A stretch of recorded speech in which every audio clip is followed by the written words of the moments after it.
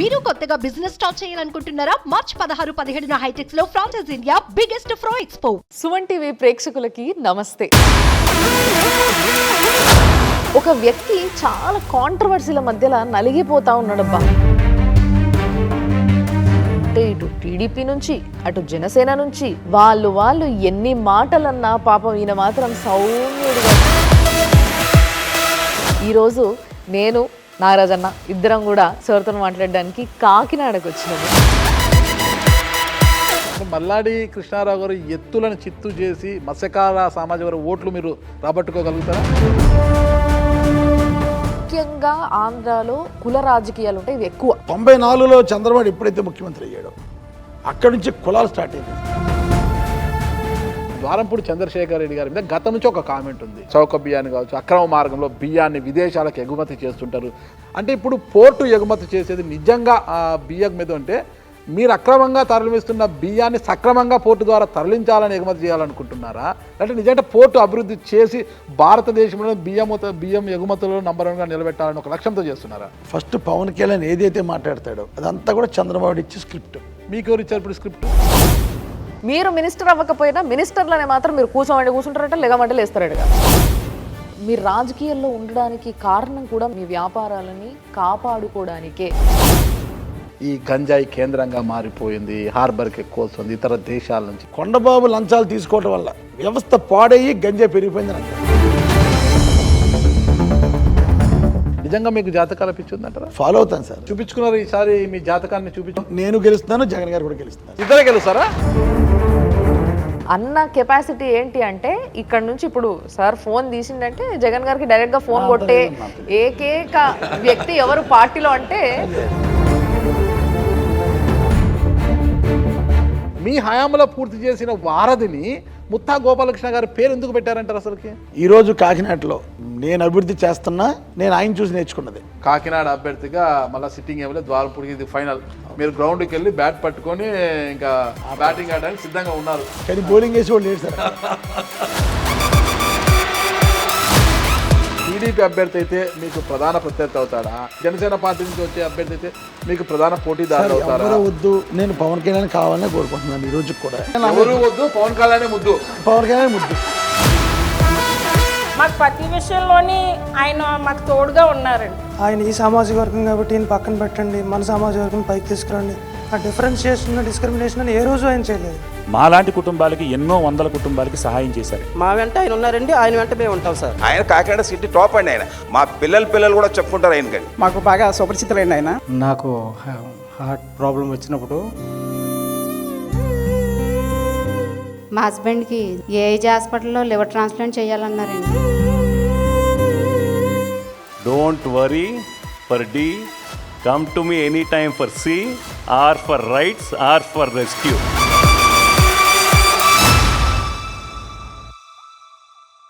Suman TV ప్రేక్షకులకి నమస్తే. అయితే ఈరోజు ఒక వ్యక్తి చాలా కాంట్రవర్సీల మధ్యలో నలిగిపోతా ఉన్నాడబ్బా. అసలు ఎందుకు అంటే ఇటు టీడీపీ నుంచి అటు జనసేన నుంచి వాళ్ళు ఎన్ని మాటలన్నా పాపం ఈయన మాత్రం సౌమ్యుడిగా అట్లా ముఖం అట్లా మంచి ఒక స్మైలీ ఫేస్ పెట్టుకొని అందరి మధ్యలో తిరుగుతూ అందరితో చాలా మర్యాదగా మాట్లాడుతూ అసలు ఆ కాంట్రవర్సీలు నావి కానే కావు అన్న రేంజ్లో ఒక మంచి ఎక్స్ప్రెషన్తో నడుచుకుంటూ ఆయన పని ఆయన చేసుకుంటూ వెళ్ళిపోతూ ఉంటాడు. కానీ ఇంతకీ ఇలాంటి వ్యక్తి పైన ఇన్ని కాంట్రవర్సీలు ఎందుకు? దీంట్లో నిజమేంది, అబద్ధమేంది, అసలు ఎవరు దేంతో ఏకీభవిస్తారు? మొత్తం అయిపోయిన తర్వాత మీరే చెప్పుండ్రి. సో ఈరోజు నేను నాగరాజన్న ఇద్దరం కూడా సార్తో మాట్లాడడానికి కాకినాడకు వచ్చినాము. సో కాకినాడ చెప్తున్నా అన్న. So Kakinada MLA, sitting MLA Dwarapudi Chandrasekhar Reddy గారు ఆయన మాతో ఉన్నారు. ఆయనతో మాట్లాడదాము. చాలా ముచ్చట్లు ఉన్నాయన్న మన దగ్గర. సార్ నమస్తే. సార్ మీకు చాలా యంగ్ ఏజ్ లో పెళ్ళి అయిపోయిందట కదా? చాలా చిన్న ఏజ్ లో, అంటే ఎగ్జామ్స్ టైంలోనే పెళ్లి చేసేసారు. 20 years వయసు అప్పుడు అయిపోయింది. అది కూడా ఎగ్జామ్స్ అప్పుడు, ఎగ్జామ్ టైంలో ఐ వాజ్ రైటింగ్ ఎగ్జామ్. ఆ రోజు కూడా అసలు ఎగ్జామ్ టైంలో పెళ్లి చేసేంతగా మీరు ఏం చేశారా? ఆ రోజు పెళ్లి ప్రయారిటీ, ఎగ్జామ్ ప్రయారిటీ అంటే పెళ్లి ప్రయారిటీ. ఎగ్జామ్ చదివును కాదు, లవ్ మ్యారేజ్ కాదు తెలిసిన అమ్మాయి. అయితే మీరు ఏదో చేస్తుంటారు అదే పెళ్లి ప్రయాట ఎగ్జామ్ ప్రయాట పెళ్లి ప్రయాట ఆ రోజు పెళ్ళే చదివాను కాదు కదండి. ఓకే. సో చదువు ప్రయారిటీ లేదు. జీవితాన్ని మాత్రం బాగా చదివారు. పర్లేదు సార్, ఏదో చదివాను. జీవితాన్ని బాగా చదివారు అయితే. జీవితాన్ని కాదు, ఉన్న సర్కిల్, ఫ్రెండ్ సర్కిల్ వల్ల చాలా జీవితాలు చూశాను కాబట్టి ఓకే. జీవితాలు చూసేట్టు అయిందండి. ఓకే, అందుకు పెళ్ళే ప్రయారిటీ ఇచ్చారు. కానీ నాకు తెలిసింది ఏంటంటే నాకు అట్లా అనిపించలేదు. మరి అంటే జనాలు మాట్లాడుకునే దాన్ని బట్టి నేను కలెక్ట్ చేసుకునే ఇన్ఫర్మేషన్ని బట్టి నాకు అర్థమైంది ఏంటంటే సార్, మీరు బాగా గొడవల్లో బాగా ఇన్వాల్వ్ అయ్యేవాళ్ళు, అందుకోసం కాలేజీలో పెళ్లి చేసేసారని. అంతేనండి, ఆల్మోస్ట్ అంతే. ఈడు అల్లరి చేస్తున్నారా పెళ్లి చేసాడు అని కూడా కదండి చిన్నప్పుడు ఒక సామెత ఉంది. ఈయన వంగవీటి మోహన్ రంగా ఫాలోవర్ గా ఉంటూ విజయవాడకి వెళ్ళిపోయారంట. ఈయన అప్పట్లోనే చిన్న వయసులోనే వెళ్ళిపోయారంట. రంగయ్య గారు అంటే ఒక ఇష్టం. వెళ్ళిపోయి ఆయన చూస్తే చాలా అనిపించింది, వెళ్ళిపోయేవాడిని, చూసేవాడిని, వచ్చేవాడిని. ఆయన కూడా అలా గౌరవించేవాడు నన్ను. అందుకేనా మీకు తొందరగా పెళ్లి చేశారా? అలా అని కాదండి, వీడు అల్లరి చేస్తున్నారా పెళ్లి చేశారని అంటుంటారు. ఆ కోవకు చెందినవాడిని నేను. అది అదనమాట.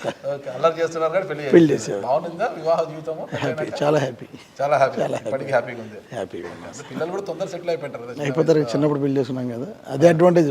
తొందరగా పెళ్లి అయిపోతే అడ్వాంటేజ్ అదే, మన కళ్ళ ముందే పిల్లలు సెటిల్ అయిపోతారు. నేను ఒకటి విన్నాను, ద్వారంపూడి చంద్రశేఖర్ రెడ్డి గారు ఒక మాట అన్నారు అంటే ఆ మాట కట్టుబడి ఉంటారు. అది ఏదైనా మంచి కానీ చెడు కానీ నాలుగు నుంచి ఒక మాట వచ్చింది అంటే దానికి కట్టుబడి ఉంటారు, ఎటువంటి పత్రం వెనక్కి తీసుకోరని. అవును సార్. ఇటీవల మీరు అదే ద్వారంపూడి చంద్రశేఖర్ ఏదైతే ఉందో, ఏ క్రెడిబిలిటీ ఉందో, అయితే ఒక మాట అన్న తర్వాత తిరిగి మళ్ళీ వెనక్కి తీసుకునే పరిస్థితి వచ్చింది అన్నది మేము వినబడ్డాం. అంటే రీసెంట్ గా మీరు విషయంలో సారీ చెప్పడం జరిగింది. సారీ అని కాదు, వెనక్కి తీసుకున్నా.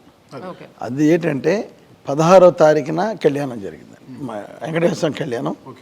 అప్పుడు నేను భోజనాలు తిండి మానేసి 17 రోజుల నుంచి నేను తిండి తింటలే, దీక్షలో ఉన్నాను. కరెక్ట్గా ఆ రోజే దీక్ష విరమించాను. ఆ రోజు సాటర్డే కూడా. ఆ రోజు దీక్ష విరమించిన రోజు అది. బాగా స్ట్రైన్ అయి ఉన్నాను. అదే టైం ప్రెస్ మీట్ పెట్టాలి, ఎందుకంటే అంతకుముందు 2 రోజుల ముందు ఇక్కడ ఎక్స్ఎమ్మెల్యే నేను సొంత డబ్బులతో గుడి కడితే లంచాలు తీసుకుని కట్టానని, ఆ రోజు ఇంకేమన్నాడు, దోపిడీ చేసి కట్టానని. టీటీడీ నిధులు వచ్చాయి, టీటీడీ నిధులు అనలేదులేండి, ఇలాగని తర్వాత టీటీడీ నిధులతో కట్టానన్నో ఏదో మాట్లాడాడు. టీటీడీ నిధులు వచ్చింది 1 కోటి రూపాయలు. ఆ 1 కోటి రూపాయలు ఇంకా వాళ్ళది కూడా, ఇంకా టీటీడీలోనే ఉంది, కనీసం 1 రూపాయి కూడా విత్డ్రా చేయలేదు నేను. ఈ లోపల నా సొంత నిధులతో ఒక 4 కోట్ల రూపాయలతో గుడి కట్టాను. అవినీతి సొమ్ముతో కట్టామని అతను అన్నాడు. అది ఎప్పుడండి, గుడి ప్రతిష్ట అయిన మరుక్షణమే. ఇంకా నేను కళ్యాణం ఉంది కదా, ఇవన్నీ అయిన తర్వాత రియాక్ట్ అవుదామని కళ్యాణం అయిన మరుసటి రోజు ప్రెస్ మీట్ పెట్టి, ప్రెస్ మీట్లో పొరపాటున 1 కోటి రూపాయలు నువ్వు లంచాలు, 1 కోటి రూపాయలు నువ్వు గుడి కడితే 10 కోట్లు వసూలు చేస్తావు అని అంటాడు. అని అన్న మాటని పొరపాటున నీ కుటుంబం అని అనబోయి నీ జాతి అంటంతో దాన్ని కూడా ఇష్యూ చేయబోయారు. దీని వెనకాల పొలిటీషియన్ చాలామంది యాక్ట్ చేశారు. వాళ్ళకి ఎందుకు అవకాశం ఇవ్వాలి? నేను నా యొక్క అభిప్రాయం అది కాదు.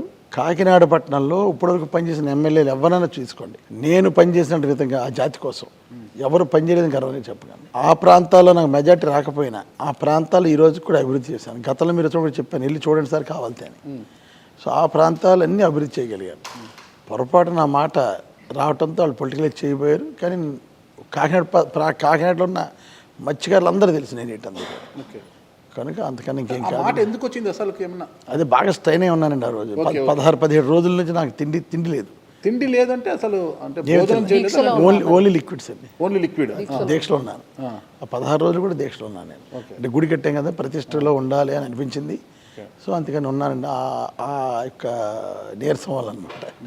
అయితే సరే అన్న, ఈ టాపిక్ ఎట్లా వచ్చింది కాబట్టి మరి ఇక్కడ చాలా మంది ప్రజలు ఉన్నారు కాబట్టి, అంటే సార్తో మాట్లాడడానికి వచ్చిన వాళ్ళు చాలా మంది ఉన్నారు కాబట్టి, వీళ్ళలో నిజంగానే మరి సార్ చెప్తున్నది నిజమేనా, ఎవరైనా ఒప్పుకుంటారా అడుగుదాం.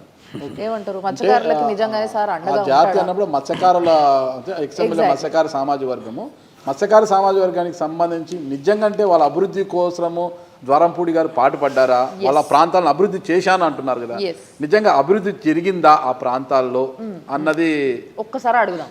మాది మత్స్యకారి గ్రామం అండి.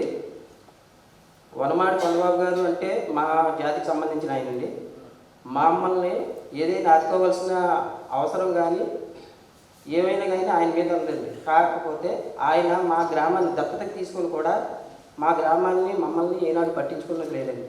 సార్ గారు మా గ్రామం మా మత్స్యకారి జాతి కాకపోయినా, మా బీసీ కాకపోయినా మమ్మల్ని పట్టించుకొని మా వెన్నట్టుండి మా ఊరికి ఎన్నడూ లేని విధంగా రోడ్లు కానీ, డ్రైనేజీలు కానీ, కుళాయిలు కానీ, స్ట్రీట్ లైట్లు కానీ, పోర్టు వారితో మాట్లాడి 4 కోట్ల పైగా నిధులు రప్పించి ఒక హాస్పిటల్ కానీ, ఇప్పుడు కొత్తగా ఓఎన్జీసీ అనే కంపెనీ మా మత్స్యకారులకు అన్యాయంగా ఫిషింగ్ చేయకుండా ఆపితే జాతి, కులం, మతం అన్నీ పక్కన పెట్టి, పార్టీలు కూడా పక్కన పెట్టి ఆయన మా కోసం మా వెంట ఉండి ఆయన మమ్మల్ని నడిపిస్తున్నారండి. మేము ఎప్పుడు మా జాతి తరపున రెడ్డి గారితోనే మేము ఉంటామండి. మా వెంట ఆయన ఉన్నారండి, ఆయన వెంట మేము ఉంటాం సార్. చాలా చక్కగా చెప్పారు. ఓకేనా? ఒకటేనండి, మత్స్యకారుల నుంచి పెద్దగా నాకు మెజార్టీ రాలేదని మీరే ఒప్పుకున్నారంట. మీరు ఎంతో అభివృద్ధి చేశారు అని ఆయన చెప్తున్నాడు కదా. నాకు అర్థం కాదు ఏంటంటే, మత్స్యకారుల కోసము ఇటీవల ఒక ఉద్యమం జరుగుతుంది, ఆ ఉద్యమంలో మీరు పాల్గొన్నారు. అదే విషయాన్ని సీఎం గారి దృష్టికి కూడా తీసుకెళ్ళారు. ఈ నెల 4వ తారీఖు మీరు సీఎం గారిని మొన్న కలిసి సీఎం గారిని కూడా విన్నవించినట్టు తెలిసిందనమాట. ఎందుకు ఒక అధికార పార్టీ ఎమ్మెల్యేగా ఉండి ఉద్యమంలో ఎందుకు పాల్గొనాల్సి వచ్చింది? ఇప్పటికే అంటే సముద్ర గర్భంలో నుంచి వాయు నిక్షేపాలను వెలికి తీస్తున్నారు ఓఎన్జీసీ, రిలయన్స్ సంస్థలు.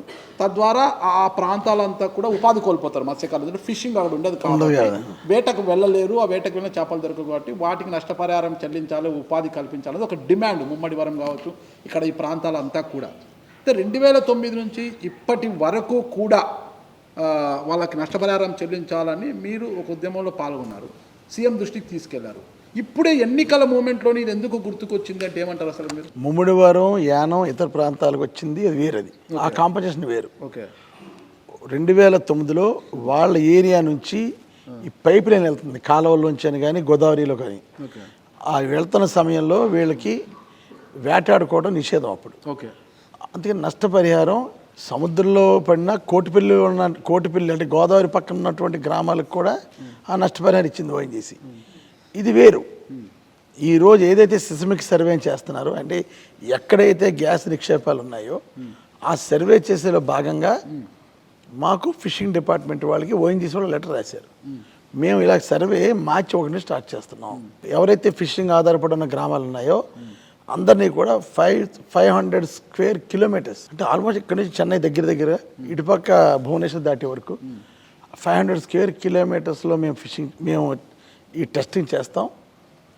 టెస్ట్ చేస్తున్న సమయంలో ఎక్కడైతే ఎక్స్ప్లోరేషన్ జరుగుతుందో అక్కడ 35 square kilometres no man zone, ఎవరు రావడానికి వీల్లేదు.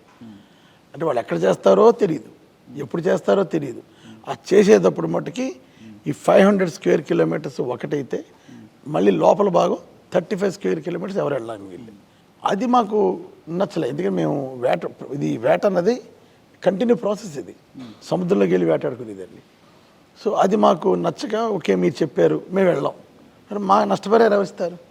ఈ కుటుంబాలు అన్నీ కూడా 500 square kilometres if not 35 square kilometres వెళ్ళొద్దు అంటే ఉపాధి కోల్పోతున్నారు, వేట కోల్పోతున్నారు. ఈ మత్స్యకారులందరూ ఎలా బతకాలి అని నేను 1వ తారీఖు నుంచి డిమాండ్ చేశాను. వాళ్ళు 1 నుంచే వాళ్ళు సర్వే చేస్తానన్నారు.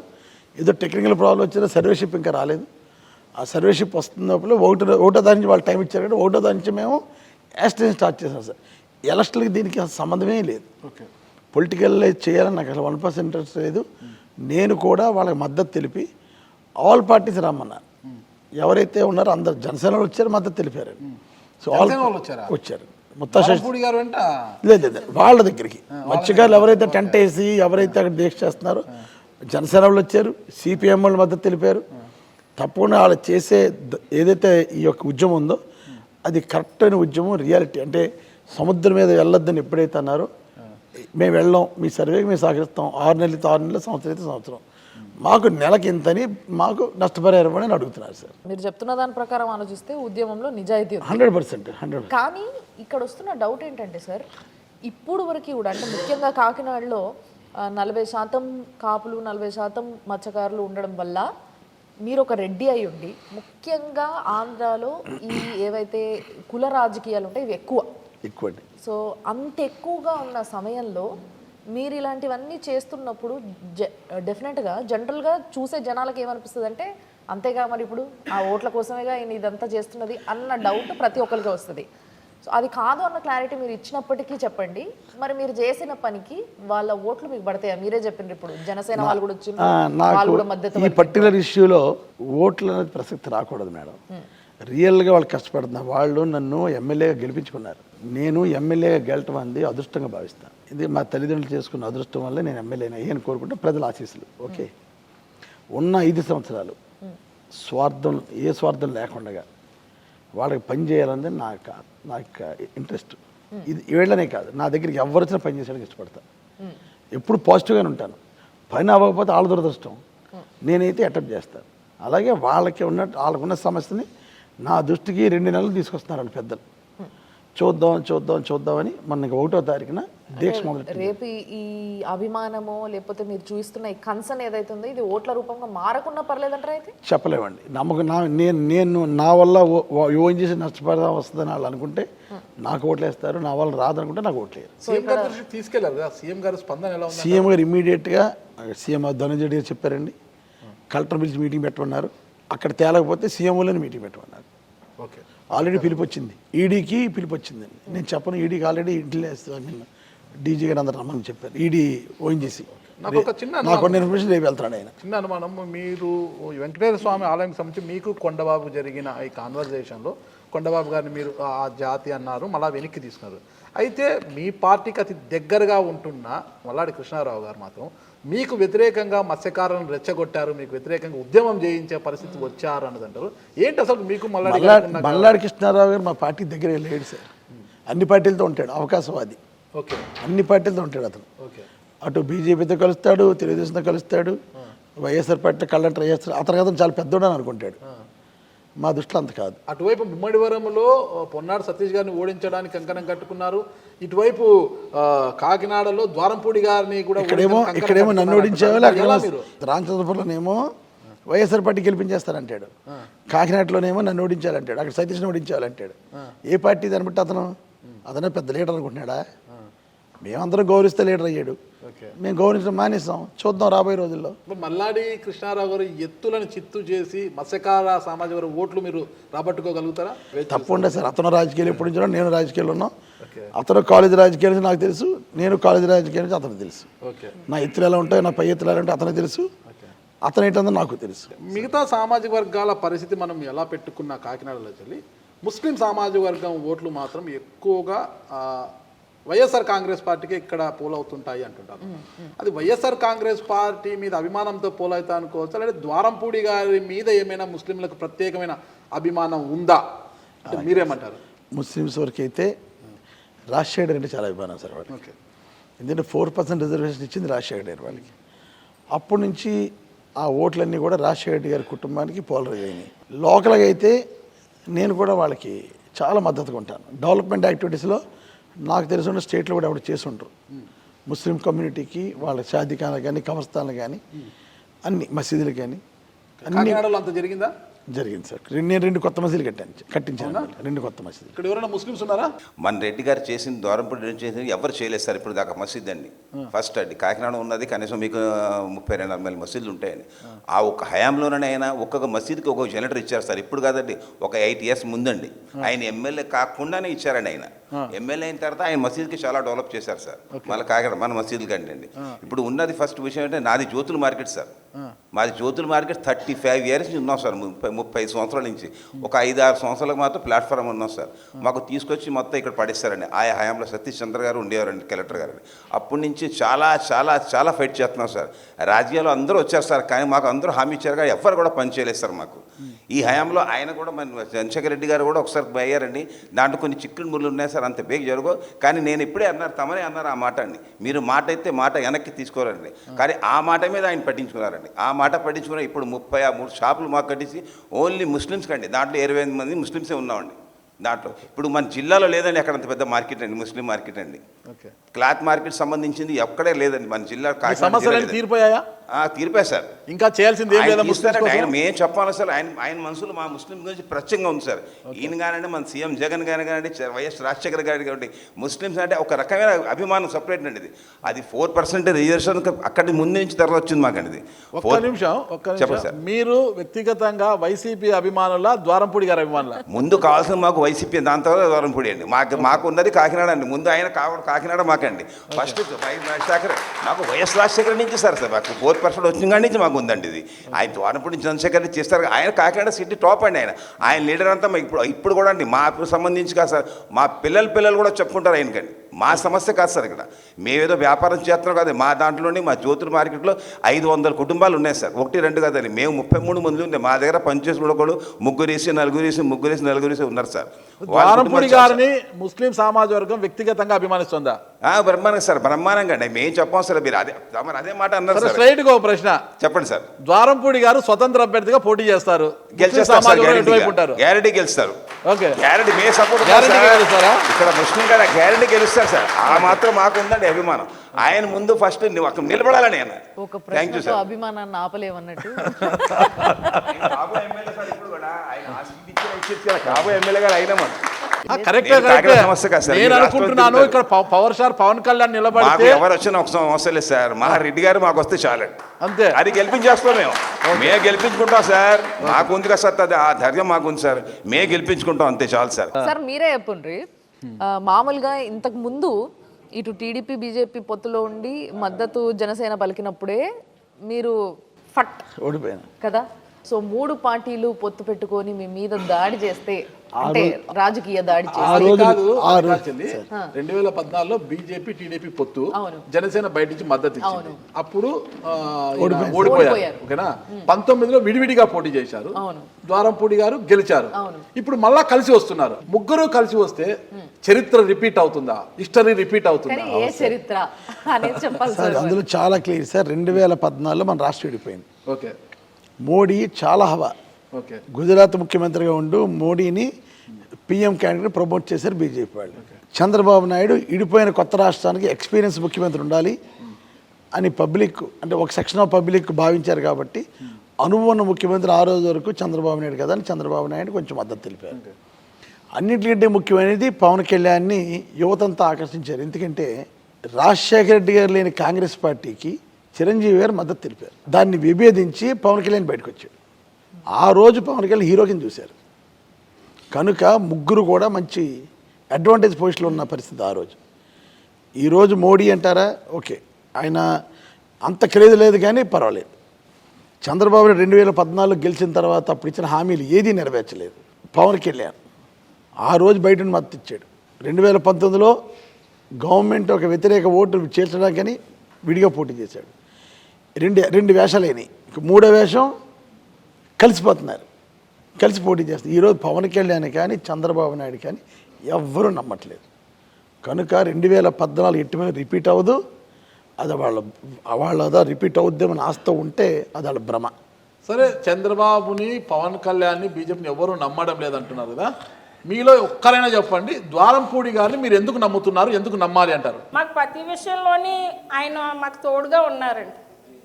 కాకినాడ సిటీ డెవలప్ విషయంలో కానీ మాకేమైనా ఇబ్బంది వచ్చినా అన్నా సరే సొంత మనిషిలాగా మాకు ఉంటారండి ఆయన ఎప్పుడు. మీలో ఎవరైనా సరే ఏది మలుపు, అంటే సార్కి కాకినాడలో ఇంత అభిమానులు పెరగడానికి ఏది మలుపు, ఏ పని చేయడం వల్ల ఈరోజు కాకినాడ మొత్తం, అంటే ముఖ్యంగా మీలా చాలామంది ఫ్యాన్స్ సార్ వెనకాల ఉన్నారు? సార్ నా పేరు హర్నాథ్ అండి, జగన్నాథపురం. ఓకే, ఆయన ఎమ్మెల్యే అవ్వకముందు నుంచి కూడా మాకు బాగా సుపరిచితులండి. ఆయన ఎలాంటి ప్రాబ్లం ఉన్నా సరే, నేను వైఎస్ఆర్ కమ్యూనిటీకి సంబంధించిన వాడిని జగన్నాథపురంలో. నాకు ఏదైనా ప్రాబ్లం వచ్చిందంటే ఆయన చెప్పగానే వెంటనే ప్రాబ్లం సాల్వ్ చేశారండి. ఈ మధ్య రీసెంట్గా 3-4 ప్రాబ్లమ్స్ సాల్వ్ చేశారండి ఆయన. ఏమవి? షాప్ దగ్గరికి వచ్చి ఆఫీసర్స్ కొంచెం డిస్టర్బెన్స్ చేశారండి, ఫుడ్ ఇన్స్పెక్టర్స్ వాళ్ళు. వెంటనే నేను ఆయన దగ్గరికి వచ్చానండి. వీరభద్రెడ్డి గారికి ఫోన్ చేస్తే అన్నగారు ఇంటి దగ్గర రమ్మన్నారన్నారు. వెంటనే వెళ్ళానండి. వెళ్ళగానే ఫుడ్ ఇన్స్పెక్టర్ గారికి ఫోన్ చేశారు. ఫోన్ చేసి వెంటనే మాట్లాడారు. వాళ్ళు మా వాళ్ళే, మాకు బాగా కావాల్సిన వాళ్ళని చెప్పేసి వెంటనే చెప్పగానే వెంటనే క్లోజ్ చేస్తారండి. అలాగే ఒక చర్చి పక్కన మా వైఎస్ఆర్ కమిటీలోనండి గోడకు ప్రాబ్లం వచ్చిందండి.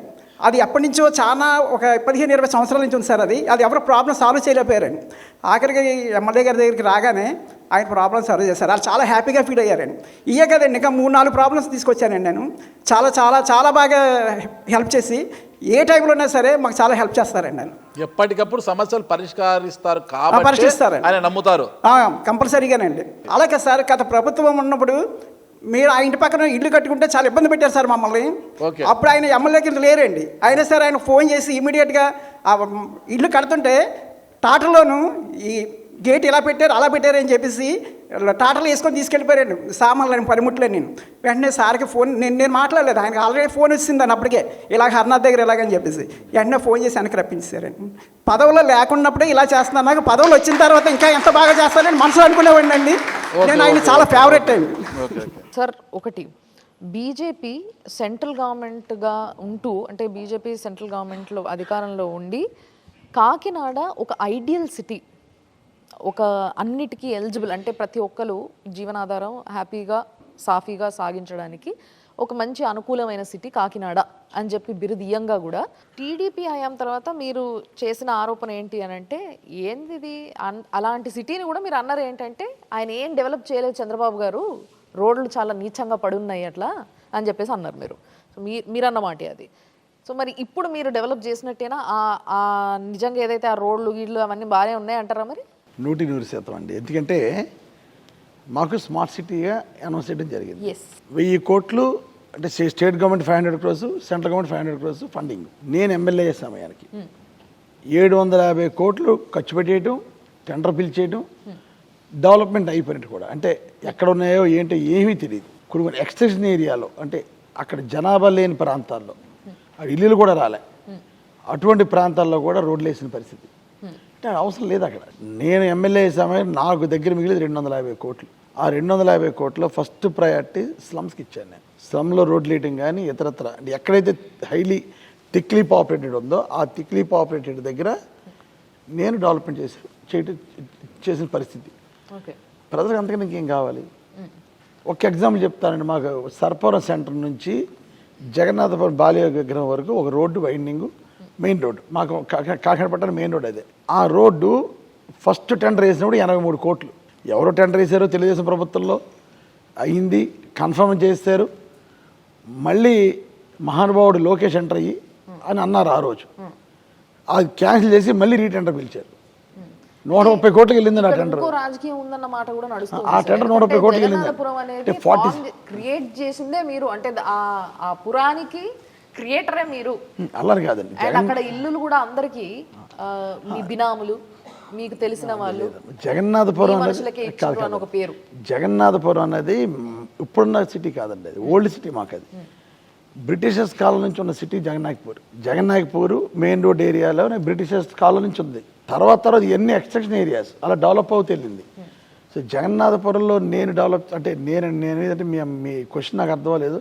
నా మనుషులు అక్కడ ఉన్నారు, ఒక 30,000 మందికి ఇల్లు అదంటారు. అది జగన్నాథపురం ఏరియాలో జగనన్న కాలనీ కింద ఇళ్ల పట్టాలు పంపిణీ చేసిన వాళ్ళు ఎక్కువ మీ బినామీలో ఉన్నారు, చాలా తక్కువ ఉన్నారు. తప్పండి. చాలా ట్రాన్స్పరెంట్ గా చేసాం. ఓన్లీ జగన్నాథపూర్లో 8,800 మందికి పట్టాలు ఇచ్చాం. కొంచెం మిడిల్ క్లాస్ ఫ్యామిలీస్ ఎక్కువ అక్కడ. సో పైపచ్చు ఫిషర్మన్ కమ్యూనిటీ ఉండే ఏరియా అండి, అది ఎక్కువ. 8,800 ఇటుపక్క మిగతా 21 వచ్చే కాకినాడ ప్రాంతం మొత్తం 30,000 మందికి ఇచ్చామండి. 30,000 మందిలోనే కూడా వెరీ ట్రాన్స్పరెంట్. జగన్ గారి ప్రభుత్వం వచ్చింది ఒకటి చెప్తా, ఎక్కడ పొలిటికల్ ఇన్వాల్వ్మెంట్ లేకుండా ప్రతి పథకాన్ని పెట్టాడు. ఉద్యోగాలు, సచివాలయ ఉద్యోగాలు వేసినా, ఏ ఉద్యోగాలు వేసినా పొలిటికల్ ఇన్వాల్వ్మెంట్ ఉండదు అసలు. Purely on merit. జీజీహెచ్లో మొన్ననే జరిగింది, కాంట్రాక్ట్ బేస్ మీద చాలామందిని పిలిచో చాలామంది అప్లికేషన్ పెట్టారు. అన్నీ కూడా బేస్డ్ ఆన్ మెరిట్. లిస్ట్ కూడా డిస్ప్లే చేసేస్తాం. లిస్ట్లో డిస్ప్లే చేసిన తర్వాత పొరపాటున వేరేవాడి మార్కులు ఎక్కువ వచ్చి, అంటే వాడు బెటర్ ఫీల్ అయితే వాడి పేరు కింద ఉందనుకోండి, వెంటనే కంప్లైంట్ చేయొచ్చు. సో జగన్ గారి ప్రభుత్వంలో మీ అందరూ ఎందుకు హ్యాపీగా ఉన్నామంటే ఆ ట్రాన్స్పరెన్సీ వల్ల మేము అందరూ హ్యాపీగా ఉన్నాం. పొరపాటున ఎమ్మెల్యే చెప్తుంది అవుతుంది, ఎమ్మెల్యే బినామీలు పెట్టుకుంటే అవుతుంది అని వచ్చింది అనుకోండి, మేము ఇక్కడ రాజకీయం చేయలేం. జగన్ గారు ఆ విషయంలో చాలా స్ట్రిక్ట్గా ఉన్నాడు కాబట్టి మేము ప్రశాంతంగా ఉన్నాం. సో కాకినాడలో చాలా బిజినెసెస్ మీ ఉన్నాయని చెప్పి విన్నా సార్ నేను. అండ్ మీరు రాజకీయాల్లో ఉండడానికి కారణం కూడా మీ బిజినెస్లని, మీ వ్యాపారాలని కాపాడుకోవడానికే. నాకు ఏ వ్యాపారాలు లేవండి. నాకైతే ఏ వ్యాపారం లేవు. మా తమ్ముడు చేస్తాడు. మా తమ్ముడు చేసిన రైస్ ఎక్స్పోర్ట్ చేస్తాడు, ప్రాన్ ఎక్స్పోర్ట్ చేస్తాడు, అంతే. రైస్ ఎక్స్పోర్ట్ చేస్తాడు. చాలా అని కాదు, ఇండియాలోనే మంచి కంపెనీ తమ్ముడిది. అది దానికి రిలేటెడ్గానే ఒక ప్రశ్న అడగబోతుంది. చెప్పండి సార్. భారతదేశంలోనే కాకినాడ పోర్టును బియ్యపు ఎగుమతులలో మొదటి స్థానంలో నిలబెట్టాలనే ఒక లక్ష్యంతో మీరు 100 కోట్ల రూపాయల నిధులను తీసుకొచ్చి కాకినాడ పోర్టుని అభివృద్ధి చేస్తున్నారు. అది మంచి పరిణామం. అది అయితే ఆల్రెడీ ద్వారంపూడి చంద్రశేఖర్ రెడ్డి గారి మీద గతం నుంచి ఒక కామెంట్ ఉంది. చౌక బియ్యాన్ని కావచ్చు, అక్రమ మార్గంలో బియ్యాన్ని విదేశాలకు ఎగుమతి చేస్తుంటారు. తద్వారా కోట్ల రూపాయలకు పడగలెత్తారు, కోట్ల రూపాయలు పోగేశారు.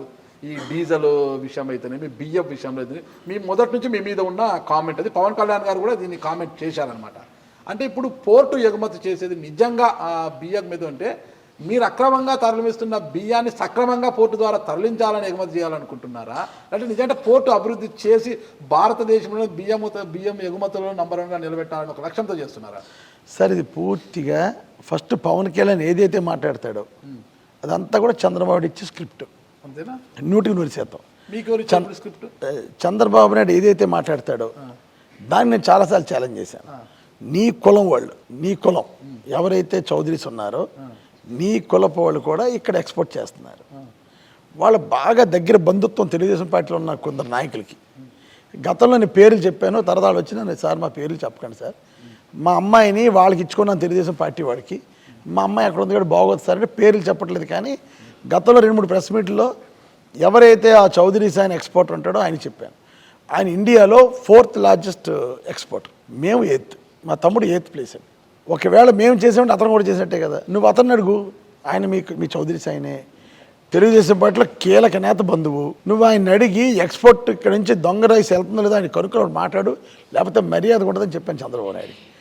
కేవలం కాకినాడ పోర్టు మీద ఒక దుష్ప్రచారం, కాకినాడలో ఉన్నంత ఎక్స్పోర్ట్ చేయడం ఉన్నంత అవకాశాలు ఎక్కడ లేవు సార్. మాది చీపెస్ట్ ఫేర్ ఇక్కడ. మీరు కాండ్లా నుంచి కానీ, వైజాగ్ నుంచి కానీ, కృష్ణపట్నం కానీ రైస్ ఎక్స్పోర్ట్ ఈ 3 దగ్గర నుంచి జరుగుతుంది. ఇక్కడ ఒక టన్నుకి ఎగ్జాంపుల్ ఒక 100 రూపాయలు ఖర్చు అయితే మా కాకినాడలో 30 రూపీస్ ఖర్చు అవుతుంది. కనుక అందరూ కూడా కాకినాడ నుంచి ఎక్స్పోర్ట్ చేయడానికి కారణం అది. ప్లస్ మా దగ్గర ఉన్న అడ్వాంటేజ్ ఏంటంటే యాంకరేజ్ పోర్ట్లో మేము డీప్ వాటర్ పోర్ట్లో రోజుకి 20,000 అంటే 15,000 టన్ను రికార్డ్ అండి అది. అటువంటిది యాంకరేజ్ పోర్ట్లో రోజుకి 20,000 టన్ను చేస్తున్నాం. సో బాచ్ కెపాసిటీ పెరిగినాయి. రోజుకి 20,000 టన్ను ఎక్స్పోర్ట్ అంటే అదే సుమారు 2,000 లారీలు. 2,000 లారీలలో రైస్ మేము హై క్వాంటిటీ ఎక్స్పోర్ట్ అండి. ఒక 5 లారీలో 10 లారీలో దొంగ బియ్యం వచ్చింది అనుకోండి, దీని మీద కాన్సన్ట్రేషన్ చేస్తామా, ఎక్స్పోర్ట్ మీద ఎక్కువ కాన్సన్ట్రేషన్ చేస్తామా?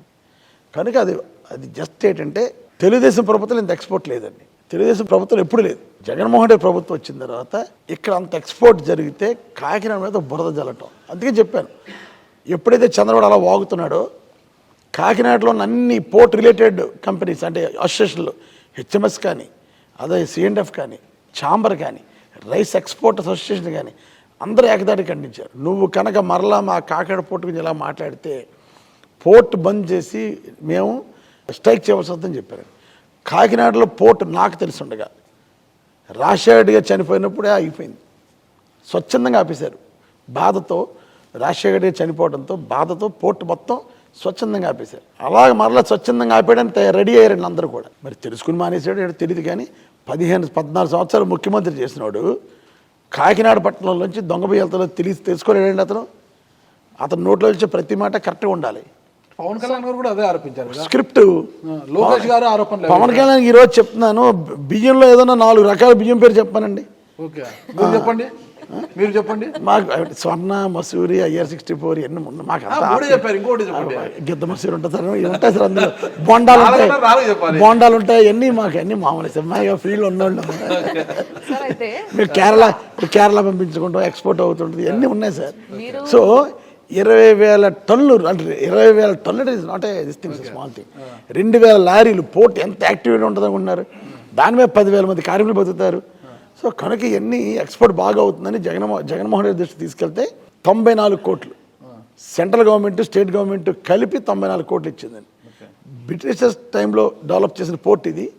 మరలా చంద్రబాబు నాయుడు ఉన్నా ఎవడన్నా 2 కోట్లు 3 కోట్లు ఇచ్చేవారు రిపేర్లు కాటి తప్ప ఇంత పెద్ద ఎత్తున ఇవ్వలేదు. జగన్మోహన్ రెడ్డి ఇచ్చిన తర్వాత కెనాల్ డీపెనింగ్ కానీ అంటే డ్రెడ్జింగ్ చేసామండి, బెర్త్ కట్టాం, కొత్త బెర్తలు కట్టాం. ఆ ఏరియా పోర్ట్ ఏరియా అంతా కూడా పెద్ద పెద్ద గోతులతో ఉండేది, అన్నీ కూడా బ్రహ్మాండం రోడ్లు వేసాం. ఈరోజు బ్రహ్మాండం డెవలప్ చేసాం పోర్ట్ని. ఈరోజు రైస్ బ్యాన్ ఉంది, ఎక్స్పోర్ట్ బ్యాన్ ఉంది, ఓన్లీ బాయిల్డ్ రైసే చేయాలి. కానీ కొంచెం యాక్టివిటీ తక్కువ ఉంది. కానీ ఈ రోజన్నా ఎప్పుడన్నా Kakinada best place for exporting rice. ఇంతమంది జనం ఉన్నారు కదా, ఈ జనం మధ్యలో ప్రమాణం చేయగలరా? ఏమండి సార్? టీడీపీ జనసేన వారు ఆరోపించినట్టుగా దొంగ బియ్యానికి ద్వారంపూడి చంద్రశేఖర్ రెడ్డి అనే నాకు ఎలాంటి సంబంధం లేదని ప్రమాణం సార్ చేయగలరా? వీళ్ళందరితో పాటు నా ఇష్టదైవం వెంకటేశ్వర స్వామి మీద ప్రమాణం చేస్తాను. చెప్పండి. కాకినాడలో ఎక్స్పోర్ట్ అయ్యే దొంగ రైస్ విషయంలో నాకు ఏ విషయమైన సంబంధం లేదు. ఇంకో విషయం చెప్తున్నా సార్, కాకినాడలో ఎక్స్పోర్ట్ అయ్యే దొంగ బియ్యం అని అన్న కదా సార్, మళ్ళీ పార్టీ అపోజిషన్ వాళ్ళు పట్టుకుంటారు, నువ్వే ఒప్పుకున్నావు కదా దొంగ బియ్యం అని అంటారు. కాకినాడలో అటువంటి జరగట్లేదు సార్. అటువంటి జరిగితే చాలా చిన్న చిన్న ఎక్స్పోర్టర్లు చేసుకుంటారు తప్ప లార్జ్ స్కేల్ ఉండే ఎక్స్పోర్టర్లు దాని మీద కాన్సన్ట్రేషన్ చేయలేరు. ఇంకో విషయం చెప్తాను సార్, మన ఆంధ్రప్రదేశ్లో ఉన్న బియ్యం కన్నా ఛత్తీస్గఢ్, మధ్యప్రదేశ్, బీహార్ నుంచి వచ్చే బియ్యం ఎక్కువ. ఇక్కడ ఆంధ్రప్రదేశ్ క్వాంటిటీ చాలా తక్కువ సార్. మీకు ఆ రైస్ ఎలా వస్తుందో తెలియాలి అంటే బిల్స్ ఉంటాయి. ముఖ్యంగా రైస్ రోజుకి 20,000 టన్నులు ఎక్స్పోర్ట్ అవుతుంటే సగం రైసు ట్రైన్ల ద్వారా వస్తుంది, ర్యాకుల ద్వారా వస్తుంది, పోర్ట్ డైరెక్ట్ ర్యాకుల ద్వారా వస్తుంది. అది అన్లోడ్ అయిపోయి డైరెక్ట్గా లోడింగ్ వెళ్ళిపోతుంది. సో ఇక్కడ ఎక్కడ కూడా అటువంటి చాలా మీకు 20,000 టన్ను ఎక్స్పోర్ట్ అంటే సార్ చిన్న విషయం కాదు. అది ఎవరి ముట్టుకాలు చాలా బిజీగా ఉంటాం, ప్రొక్యూర్ చేయడం, ఎక్స్పోర్ట్ చేయడం, ప్రొక్యూర్ చేయడం, ఎక్స్పోర్ట్. ఇందులో మళ్ళీ దొంగ బియ్యం వస్తుందంటే విజిలెన్స్ లేదా, ఏం లేదా, అన్నీ ఉన్నాయి కదా. ఒక లారీ దొంగ బియ్యం తేవాలంటే అక్కడ కాన్సన్ట్రేషన్ అంతా దాని మీద ఉండాలి. దానికంటే ఫేర్ వ్యాపారం చేసుకోవడం బెటర్. సో మీరు ఇచ్చిన ఈ ఎక్స్ప్లెనేషన్లో భాగంగా మీరు ఇంకో మాట కూడా అన్నారు సార్. అంటే చంద్రబాబు గారు రాసిచ్చిన స్క్రిప్ట్ పవన్ కళ్యాణ్ 100%. ఈ మాటను డెఫినెట్లీ చేస్తూ మీరు అన్నారన్న విషయం మేము డెఫినెట్లీ పవన్ కళ్యాణ్ చంద్రశేఖర్ తిట్టాలి అంటే చంద్రబాబు స్క్రిప్ట్ ఎత్తాడు, స్క్రిప్ట్తో పాటు ప్యాకేజ్ కూడా వస్తుంది. అది కోట అవ్వచ్చు, 2 కోట అవ్వచ్చు, 3 కోట. ప్యాకేజ్తో పాటు స్క్రిప్ట్ తీసుకుని నా మీద దాడి చేయడం మాట్లాడతారు. డెఫినెట్లీ మీరు చెప్తున్న ఈ మాటని తప్పకుండా అక్కడ కూడా ప్రశ్నిస్తాం, ఎందుకంటే మా ఉద్యోగమే ప్రశ్నించడం కాబట్టి. అండ్ ఇది మీరు అంటుండగా నాకు గుర్తుకొచ్చింది ఏంటంటే, మీరు ప్రశ్నించినప్పుడు నా కోరిక ఒకటే, చంద్రబాబు నాయుడు ఒక్కడే ప్రశ్నించాను, నువ్వు 14 సంవత్సరాలు ముఖ్యమంత్రి చేసినవాడు, కాకినాడలో దొంగ బియ్యం ఎక్స్పోర్ట్ అవుతుంది, ఎందుకు ఎలిగేషన్ చేస్తున్నావు? ఒకవేళ అవుతుందని ఖచ్చితంగా అంటే మొట్టమొదటగా నేను కంపెనీ పేరు చెప్పను, 4th ప్లేస్లో ఉన్నాడు వాళ్ళ చౌదరీసే. అయితే మీరు అన్నారు కదా చంద్రబాబు గారు రాసిన స్క్రిప్ట్ని చదివేది పవన్ కళ్యాణ్ అని చెప్పి, మీ పైన కూడా ఒకటి ఉంది. ఏంటి అని అంటే మొత్తం మినిస్టర్లందరినీ, అంటే ఏపీలో ఉన్న మినిస్టర్లందరినీ కంట్రోల్ చేసే శక్తి మీకుంది. మీరు మినిస్టర్ అవ్వకపోయినా మినిస్టర్లనే మాత్రం మీరు కూర్చుంటారట, లేగమంటే లేస్తారట. నాకు అందరితో స్నేహం ఎక్కువ అండి, అందరూ చాలా బాగుంటారు నాతో. నేను ఆల్మోస్ట్ మార్నింగ్ 6:30 to 8:30 వరకు మా ఎమ్మెల్యేలు, మా లీడర్లు, మా మినిస్టర్లతో రెగ్యులర్ పని ఉన్న పని లేకుండా మాట్లాడతాను. అంటే దీంట్లో భాగంగానే సరే మీరు దాన్ని ఫ్రెండ్షిప్ అంటున్నారు, లేకపోతే మంచి కనెక్షన్ అంటున్నారు, బట్ దీంట్లో భాగంగానే మీరు కన్నబాబు గారిని తప్పించి వేణు గారిని దాంట్లో ఆ పొజిషన్లో ఇరికేయడం జరిగింది అనేది కూడా ఉంది. దీనికి మీరు ఇచ్చే ఎక్స్ప్లెనేషన్ ఏంది? అంటే 2.5 years ఏదో మారుస్తానని ముందే చెప్పారు. అందులో భాగంగానే మా జిల్లా అందరం కాపులే. మా జిల్లా 7 నియోజకవర్గాలు, 5 నియోజకవర్గాల కాపులు, నేను ఒక్కడనే రెడ్డి. మేము ఉన్నది 6 పెద్దలకు కాదు సార్, రెడ్డి అంతే. సో కన్నబాబు గారు అయిందండి, అయిన మరుక్షణమే ఇంకొకరు మార్చాలనే ఉద్దేశంతో చూస్తే దాడిచెట్టు రాజా, తుని 2 సార్లు నెగ్గినోడు ఆయన ఉన్నాడు అక్కడ. మిగతా ఎమ్మెల్యేలు ఎవరైతే ఉన్నారో ఫస్ట్ టైమర్స్ వాళ్ళందరూ కూడా కాపుల్లో ఉన్నారు. సో మా జిల్లా కంపల్సరీ కాపుల మంత్రి ఇవ్వాలి. సో కన్నబాబు గారిని తీసి దాడిచెట్టు రాజాకి ఇచ్చారు, అంతే తప్పితే ఇందులో వేరే అక్కడ బోస్ గారు లేరు కాబట్టి వేణుకి ఇచ్చారండి. సెట్టిబల్జీ కమ్యూనిటీలో బోస్ గారు రాజ్యసభకి వెళ్తే బోస్ గారు లేకపోవడంతో వేణుకి ఇచ్చారు. మీరు లేస్తే ఒంటికాలతో పవన్ కళ్యాణ్ గారి మీద లేస్తారు. పవన్ కళ్యాణ్ గారు కాపు సామాజికం అందరికీ తెలిసినదే. కానీ ఇక్కడ కాకినాడలో కాపు సామాజిక ఓటర్లు ఎక్కువ ఉంటారు. మీరు పొద్దున్న లేస్తే కాపు సామాజిక వర్గంలో నాకు ఎక్కువ స్నేహితులు ఉన్నారు, నా శ్రేయభిలాషులంతా కాపులే, ఎక్కువ మంది నాకు స్నేహితులు ఉన్నారంటారు. అది ఎలా సింక్ అవుతుందన్న? ఆ సామాజిక వర్గం చెందిన పవన్ కళ్యాణ్తో యుద్ధం చేస్తున్నారు, అదా సామాజిక వర్గానికి చెందిన వారు మీకు ఎక్కడ స్నేహితులు అయ్యారంటారు? సార్ పవన్ కళ్యాణ్ అన్నవాడు ప్యాకేజ్ స్టార్ అందరికీ తెలుసు సార్. పైపు నా రాజకీయ జీవితమే రంగా గారితో స్టార్ట్ అయింది. పిచ్చ నాకు రంగా గారు అంటే ఈ రోజు కూడా. తర్వాత జక్కపూడి రామ్మోహన్ రావుతో ప్రయాణం చేశాను. కాకినాడలో సామాజిక పరంగా నాకు ఏమీ లేకపోయినా నన్ను ఈ స్థాయికి తీసుకొచ్చిన వాడు జక్కపూడి రామ్మోహన్ రావు, అందులో డౌట్ లేదు. మధ్యలో రాజశేఖర్ గారితో పరిచయం ఏర్పడిన తర్వాత, రాజశేఖర్ గారు, జగన్ గారు ఆ కుటుంబంతో పరిచయం ఏర్పడిన తర్వాత పొలిటికల్గా కూడా ఎదిగాను. నాకు రామ్మోహన్ రావు గారు నన్ను పైకి తీసుకొచ్చారు. కనుక ఈరోజు కూడా ఓకే, మా కాకినాడలో అందరి కాపులకి తెలుసు. పవన్ కళ్యాణ్ నన్ను అంటున్నాడు కాబట్టి నేను అంటున్నాను. నేను స్వయం పవన్ కళ్యాణ్ ఏ రోజు అన్నాను, తను నన్ను అంటున్నాడు కాబట్టి నేను అన్నాను. ముందు నుంచి కూడా ఇక్కడ పక్కనే కల్పన సెంటర్లో ఫస్ట్ ఈ స్థలమే ఏదైతే ఈ కాంప్లెక్స్ ఉందో ఈ స్థలాన్ని నేను బ్రాహ్మణుల దగ్గర కొనేసాను, బ్రాహ్మణుల దగ్గర లాగేసుకున్నాను, ఎలిగేషన్ చేశాడు. ఈ స్థలం నాకు కొనిపెట్టింది ఉండవల్లి అరుణ్ కుమార్ గారు. ఈ స్థలంలో కొందరు గొడవలు కట్టుకొని ఖాళీ చేయకపోతే పాపం ఖాళీ చేయటం పక్కనెట్టండి, బ్రాహ్మల్ని అమ్మేమని తక్కువ రేటుకి అమ్మండి అప్పుడే అని బెదిరిస్తుంటే ఇందులో 2,000 అరుణ్ కుమార్ గారు గొడవలు ఉందని ఇందులో ఉండేది ఒకప్పుడు. అరుణ్ కుమార్ నన్ను పిలిచి చంద్ర ఇలాగా అలాగా బెదిరిస్తున్నారా గొడవలో ఉన్న వాళ్ళందరూ కూడా, నా గొడవ కూడా అందులోనే ఉంది, ఆ బ్రాహ్మణుల పాప ఇబ్బంది పెడుతున్నారు, నువ్వు కొనుక్కోవచ్చు కదా అంటే అప్పుడు నేను కొనుక్కొని ఖాళీ చేయించాను. కానీ పవన్ కళ్యాణ్ ఈ సెంటర్లో ఏం వాగాడు, ఎవడో ఇక్కడ ఉంటారు కదా, నాకు అపోజిట్లో ఉంటారు కదా ఇక్కడ కూడా, వాళ్ళు ఏదో చెప్పింది అవగాహన లేకుండా వాగాడు. నేను వెంటనే వండిలో అరుణ్ కుమార్ గారికి లెటర్ పంపించాను, పవన్ కళ్యాణ్కి లెటర్ పంపించాను, ఇదిగో బాబు డాక్యుమెంట్లు చూసుకోవయ్యా, నాది డబ్బులు కూడా లేవండి ఆ రోజు, నేను 200 గజాలు రిజిస్ట్రేషన్ చేయించుకున్నాను ఈ సైట్ని డబ్బులు ఇచ్చుకొని, ఖాళీ కూడా నేను రిజిస్ట్రేషన్ అయిన సంవత్సరం ఖాళీ చేయించుకున్నాను. సో పవన్ కళ్యాణ్ అన్నవాడు ఎలిగేషన్ చేయడం అలవాటు. కాకినాడలో ఉన్న కాపు సామాజిక వర్గం నేనేటో నాకు తెలుసు. తెలుసా అండి ఎవరైనా ఉన్నారా కాపు సామాజిక వారు? ద్వారంపూడి చంద్రశేఖర్ రెడ్డి గారు యుద్ధం చేస్తుంది పవన్ కళ్యాణ్ గారితో, పొద్దున్న లేచి ఆయన ఈయన తిడతారు, ఈయన ఆయన తిడతారు, మీకు ఎలా అనిపిస్తుంది? ఆయన ఎమ్మెల్యే అనేది పక్కన పెడితే ఉదయం లేచినప్పటి నుంచి రాత్రి వరకు ఆయన ఒక ఫ్రెండ్లీ అంటే కాకినాడలో ఆరిజిన్ 4 ఫాదర్స్ నుంచి ఆయన క్యారెక్టర్ కానీ ఆయన హెల్పింగ్ నేచర్ కానీ అంటే ఆయన రెడ్డి అని కానీ మేము కాపని కానీ ఏ రోజు అసలు మాకు ఆయన చేయగలిగింది ఏమన్నా ఉంటే వెంటనే ఇమీడియట్గా స్పాట్లో వాళ్ళకి హెల్ప్ చేయడమే తప్పితే ఆయన ఈ సామాజిక వర్గం కాబట్టి ఈయన పక్కన పెట్టండి మన సామాజిక వర్గం పైకి తీసుకురండి అనే ఏర్పాటు కానీ ఆ డిస్క్రిమినేషన్ అని ఏ రోజు ఆయన చేయలేదండి నాకు తెలిసి. సో ఇక్కడ పవన్ కళ్యాణ్ గారా లేకపోతే చంద్రశేఖర్ రెడ్డి గారా అంటే ఆయనతో అటాచ్మెంట్ ఉండి ఆయనతో ఒక ట్రావెల్ చేసిన వాళ్ళు ఎవరైనా సరే ఆయన క్యారెక్టర్ గురించి చెప్పగలుగుతారు కానీ సామాజిక వర్గం గురించి ప్రత్యేకంగా మాట్లాడాల్సిన సందర్భం కాదు. 40% మంది వాళ్ళే ఉంటే ఎందుకంటారన్నా ఇట్లయినా ఎవరైనా అన్నారు కదా. అండ్ ఇంకొకటి ఏంటంటే పవన్ కళ్యాణ్ గారికి ఫ్యాన్ కూడా ఒకప్పుడు సార్ కాదా అసలు నేను నాగార్జున ఫేవరెట్ పవన్ కళ్యాణ్ సినిమా అన్ని చూసేవాడిని. ఓకే, పవన్ కళ్యాణ్ గారి సినిమాలు అన్ని చూస్తారు, అంతే నేను ఇష్టం నాగార్జున అంటే, మా ఇంట్లో వాళ్ళంతా నాగార్జున ఫేవరెట్.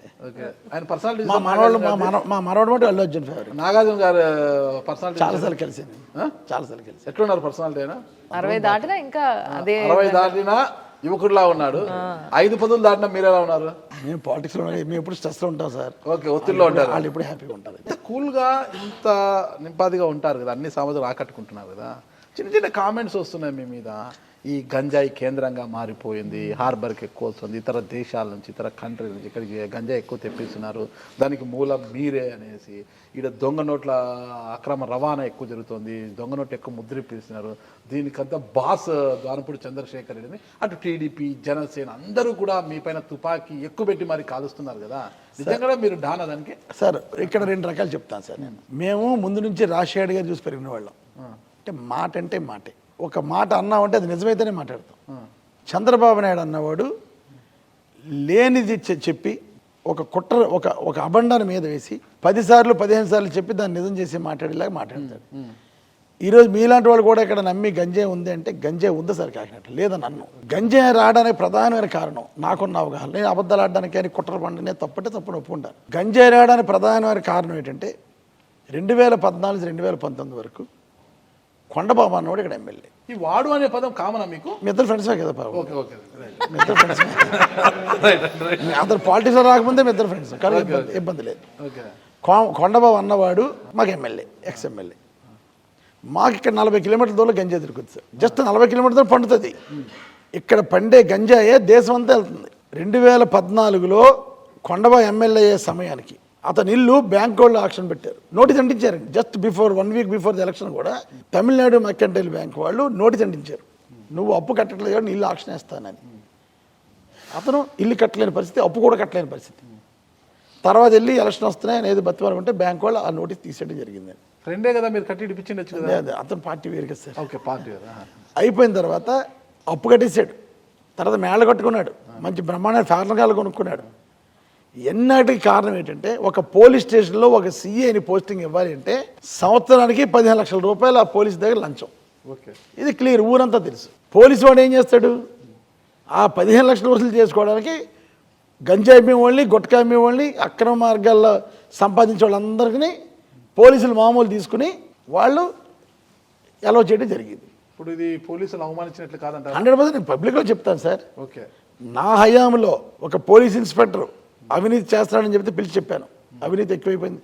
అవినీతి చేయటం మనం ఆపలేం సార్, ఎంతగా తీసుకుంటారు సార్, అది ఇబ్బంది లేదు. అది కామన్. అది పబ్లిక్ ఇబ్బంది లేకుండా జరిగే అవినీతి అయితే నేను ఎప్పుడు మాట్లాడను. పబ్లిక్ ఇబ్బంది వచ్చే అవినీతి అయితే నేను పిలిచి చెప్పడం జరిగింది. ఇమ్మీడియట్గా చెప్పిన ఒక 15 రోజులతో మారకపోతే కూడా నేను వెంటనే పరిగెట్టుకుని విజయవాడ వెళ్తూ ఏలూరు డిఐజీ ఆఫీస్కి వెళ్ళి కూర్చుని 5 గంటలకు కూర్చుని 6 గంటలకి మార్పించిన రోజులు ఉన్నాయి. మా దగ్గర ఉన్న పోలీసు అందరికీ తెలుసు. ఈరోజు పోలీస్ స్టేషన్లో ఎవరైనా వెళ్ళాలంటే ప్రశాంతంగా వెళ్ళి కంప్లైంట్ ఇచ్చుకుంటారు. నేను కొండబాబు గంజాయి వ్యాపారం చేసాడు అన్న, నేను కొండబాబు లంచాలు తీసుకోవటం వల్ల వ్యవస్థ పాడయ్యి గంజాయి పెరిగిపోయిందని అంటాను. ఈరోజు గంజాయి తాగిన పిల్లలు మానలేక ఏదో రూట్లో గంజాయి సంపాదించే కార్యక్రమం చేస్తున్నాడు. మ్యాక్సిమం కంట్రోల్ చేయడానికి ట్రై చేస్తున్నాను నేను. గతంలో ఒకసారి మీరు దొంగ నోట్లు ముద్రిస్తున్నారు అది అనే కూడా ఒక వార్త కూడా బయటకు వచ్చింది. అది కూడా చెప్తానమ్మా. కొండబాబు అవినీతి వల్ల కాకినాడలో గంజాయి పెరిగిన మాట వాస్తవం. దాన్ని కంట్రోల్ చేయడానికి నేను రికార్డ్స్ తేలేదు, కానీ కొన్ని వందల టన్నులు మా పోలీసు ఇచ్చేశారు. ఈ మధ్యకాలంలో లాస్ట్ 1 yearలో ఒక 80 మంది పైన చిన్న పట్టాలు అమ్ముతున్న వాళ్ళు కూడా నేను కేసు కట్టింగ్ చేశాను. ఇంకా జైల్లో ఉన్నారు చాలామంది. అంతవరకు ఎందుకు? కొండబాబు మీ ఫ్రెండే కదా, పార్టీ వేరైనా కొండబాబు నువ్వు చేసింది తప్పు, నీ వల్లే గంజాయి పెరిగిపోతుంది ఇక్కడ చెప్పిండు. నేను చాలాసార్లు చెప్పాను, నువ్వు సంపాదించుకుంటే వేరే మార్గంలో సంపాదించుకో, ప్రజల జీవితాలతో హాస్పిటల్లో కాదు వ్యక్తిగతంగా కలిసి చెప్పారు కదా. వ్యక్తిగతంగా ఒకసారి చెప్పాను సార్. ఇదే హాల్లో పెళ్లికి వస్తే అతను ఎమ్మెల్యే, నేను ఎక్స్-ఎమ్మెల్యే. బయట వెళ్ళిపోతే గంజాయి పెరిగిపోయింది, కంట్రోల్ చేయని చెప్పానండి.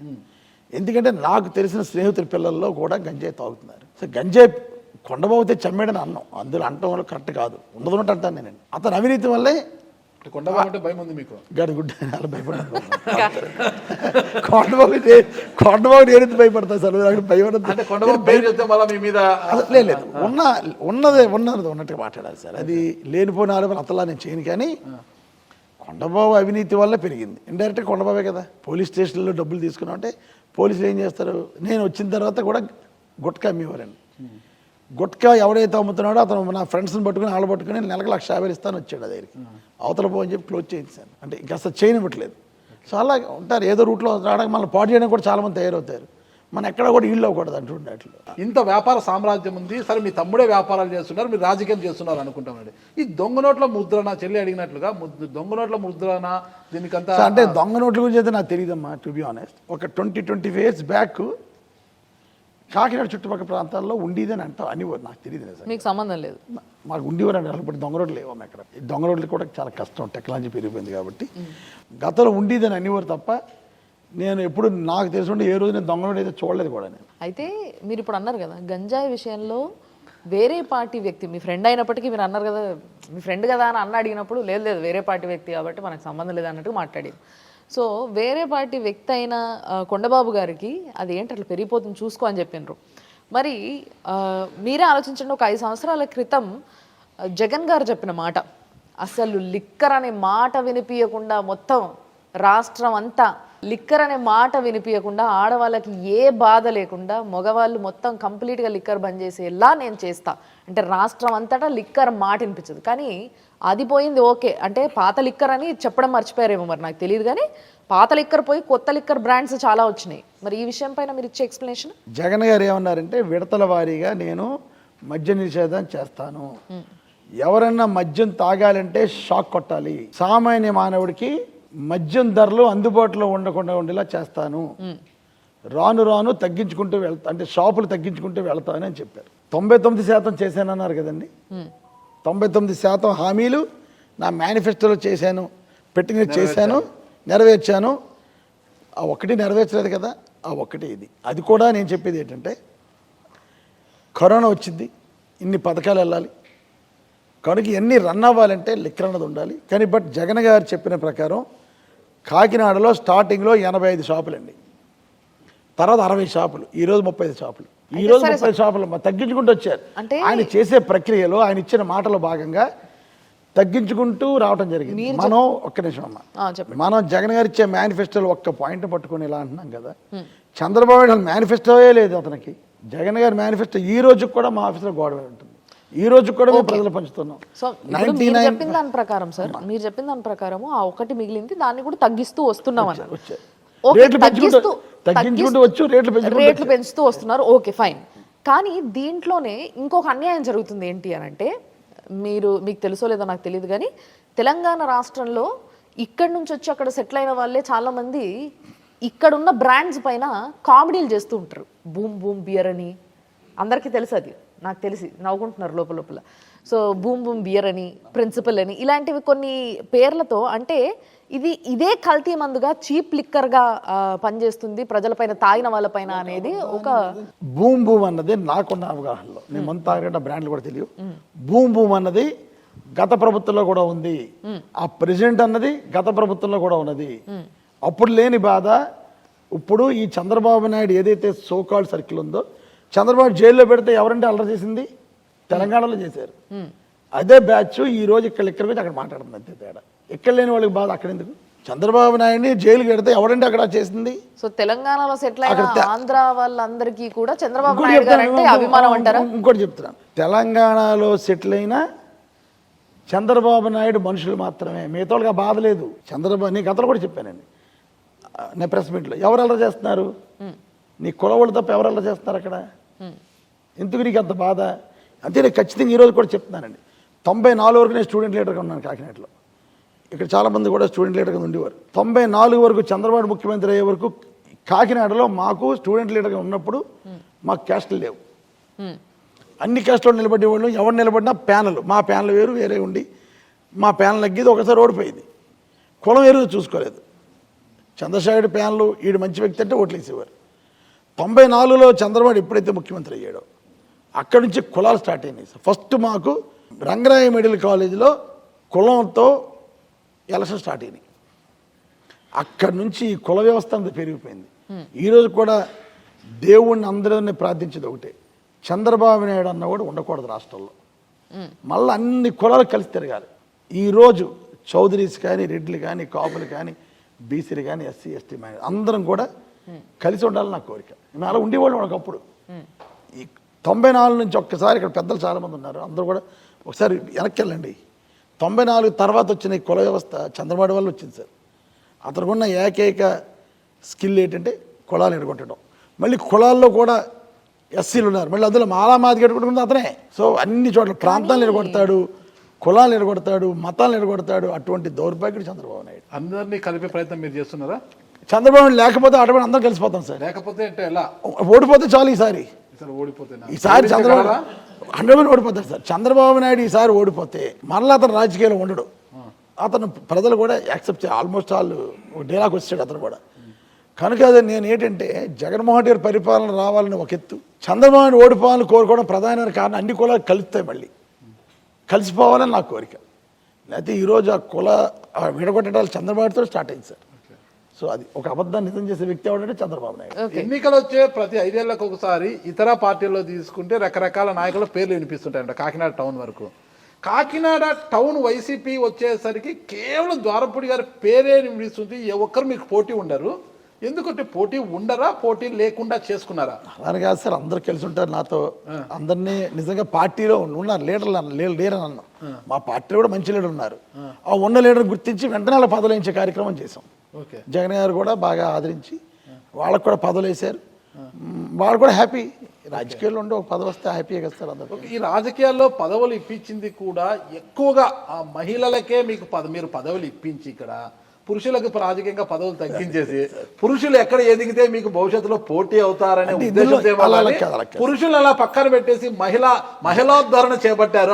జగన్మోహన్ రెడ్డి గారి ప్రభుత్వంలో జగన్మోహన్ రెడ్డి గారు మనస్తత్వం తెలిసిన వాడిగా మహిళలకు ఎక్కువ ప్రాధాన్యత ఇస్తారు సార్ ఆయన. కానీ నేను ఎక్కువ మహిళలు ప్రోత్సహించుకోవడం మహిళలకి ఎక్కువ. నేను యాక్చువల్గా అయితే నాకు పోటీ ఉంటారేమో వీళ్ళని అనుకుంటే నేను మహిళలు ఎక్కువ ప్రోత్సహించకూడదు. బట్ క్వాలిటీ ఉంది, వాళ్ళు పనిచేస్తున్నారు. పురుషుల క్వాలిటీ లేదా? అలా కాదు, ఉంటుందండి. చిన్న అడ్వాంటేజ్ చెప్తాను సార్, చిన్న లాజిక్ ఉంది ఇందులో. భర్త గారు ఎలాగే పనిచేస్తాడు, భర్త భార్య కూడా యాక్టివ్ అనుకోండి. భార్య పదవి ఇచ్చామనుకోండి, భర్త కూడా భార్య పనిచేస్తారు, భర్త పనిచేస్తారు. అదే భర్తకు పదవి ఇచ్చామనుకోండి, భార్య ఇన్యాక్టివ్ అవుతారు. కుటుంబం అంతా మా వైఫ్ తిరుగుతుంది సార్. మా వైఫ్ తిరుగుతారు సార్. అంటే తను అలా కాదు, తిరుగుతుంది, బాగానే తిరుగుతుంది. ఓకే. సో యాక్చువల్గా సార్ మీ శిష్యులు చాలామంది, అంటే మీ దగ్గర ఉండి మీ ఫాలోవర్స్గా ఉన్న చాలామంది మిమ్మల్ని వదిలిపోవడం జరుగుతుంది. ముఖ్యంగా దాంట్లో పంతం నానాజీ గారు, ఈయన మీ శిష్యుడు రైట్. ఇది అందరికీ తెలిసిన ద్వారంపూడి గారు ఫాలోవర్ ఎస్ ఫాలోవర్ కాంగ్రెస్లో కలిసి పనిచేసాం. కలిసి పనిచేశారు. అయినప్పటికీ ఆయన శిష్యుడుగానే పోట్రే అయినరు.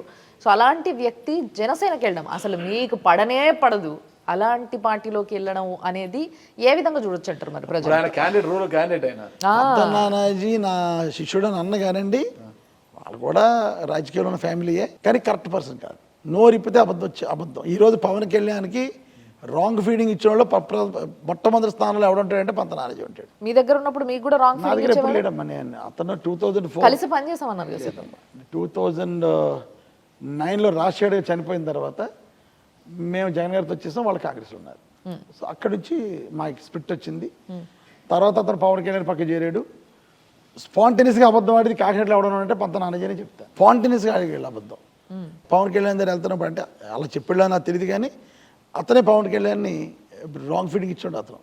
తర్వాత క్రమేపీ తెలుగుదేశం ప్యాకేజ్ అమ్ముడిపోయిన తర్వాత తెలుగుదేశం పార్టీ స్క్రిప్ట్ నుంచి అవ్వడం మొదలెట్టాడు పవన్ కళ్యాణ్, అంతే తేడా. ఇంకొక కామెంట్ కూడా ఉంది మీ మీద ప్రధానంగా, అంటే ఇతరత్ర గంజా ఇవన్నీ మనం పక్కన పెట్టేసి కాకినాడ నియోజకవర్గంలో కావచ్చు, కాకినాడ పరిసర ప్రాంతాల్లో కావచ్చు, ఎక్కడ భూ కబ్జా అనేది జరిగినా కూడా ముఖ్యంగా ద్వారంపూడి మనుషులే గద్దల్లా వాలిపోయింటారాడా అంటున్నారు అన్నమాట.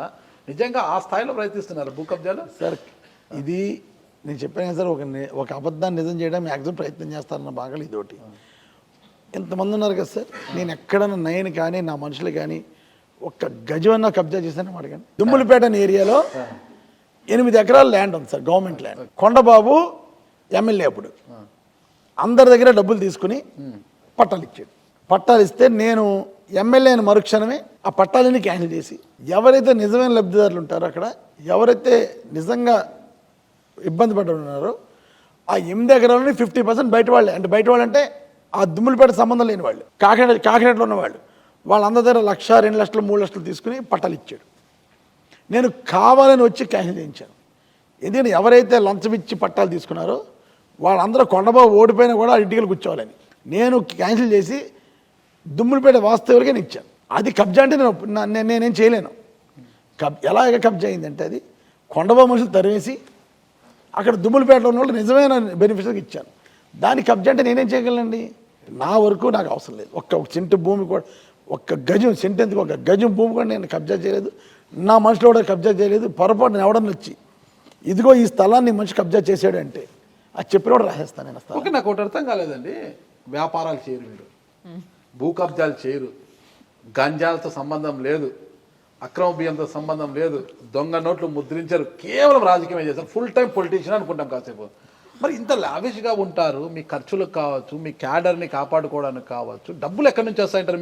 మీకు కేవలం ఎమ్మెల్యేగా వచ్చే గౌరవ వృద్ధితోనే మీరు బతుకుతున్నారంటారా?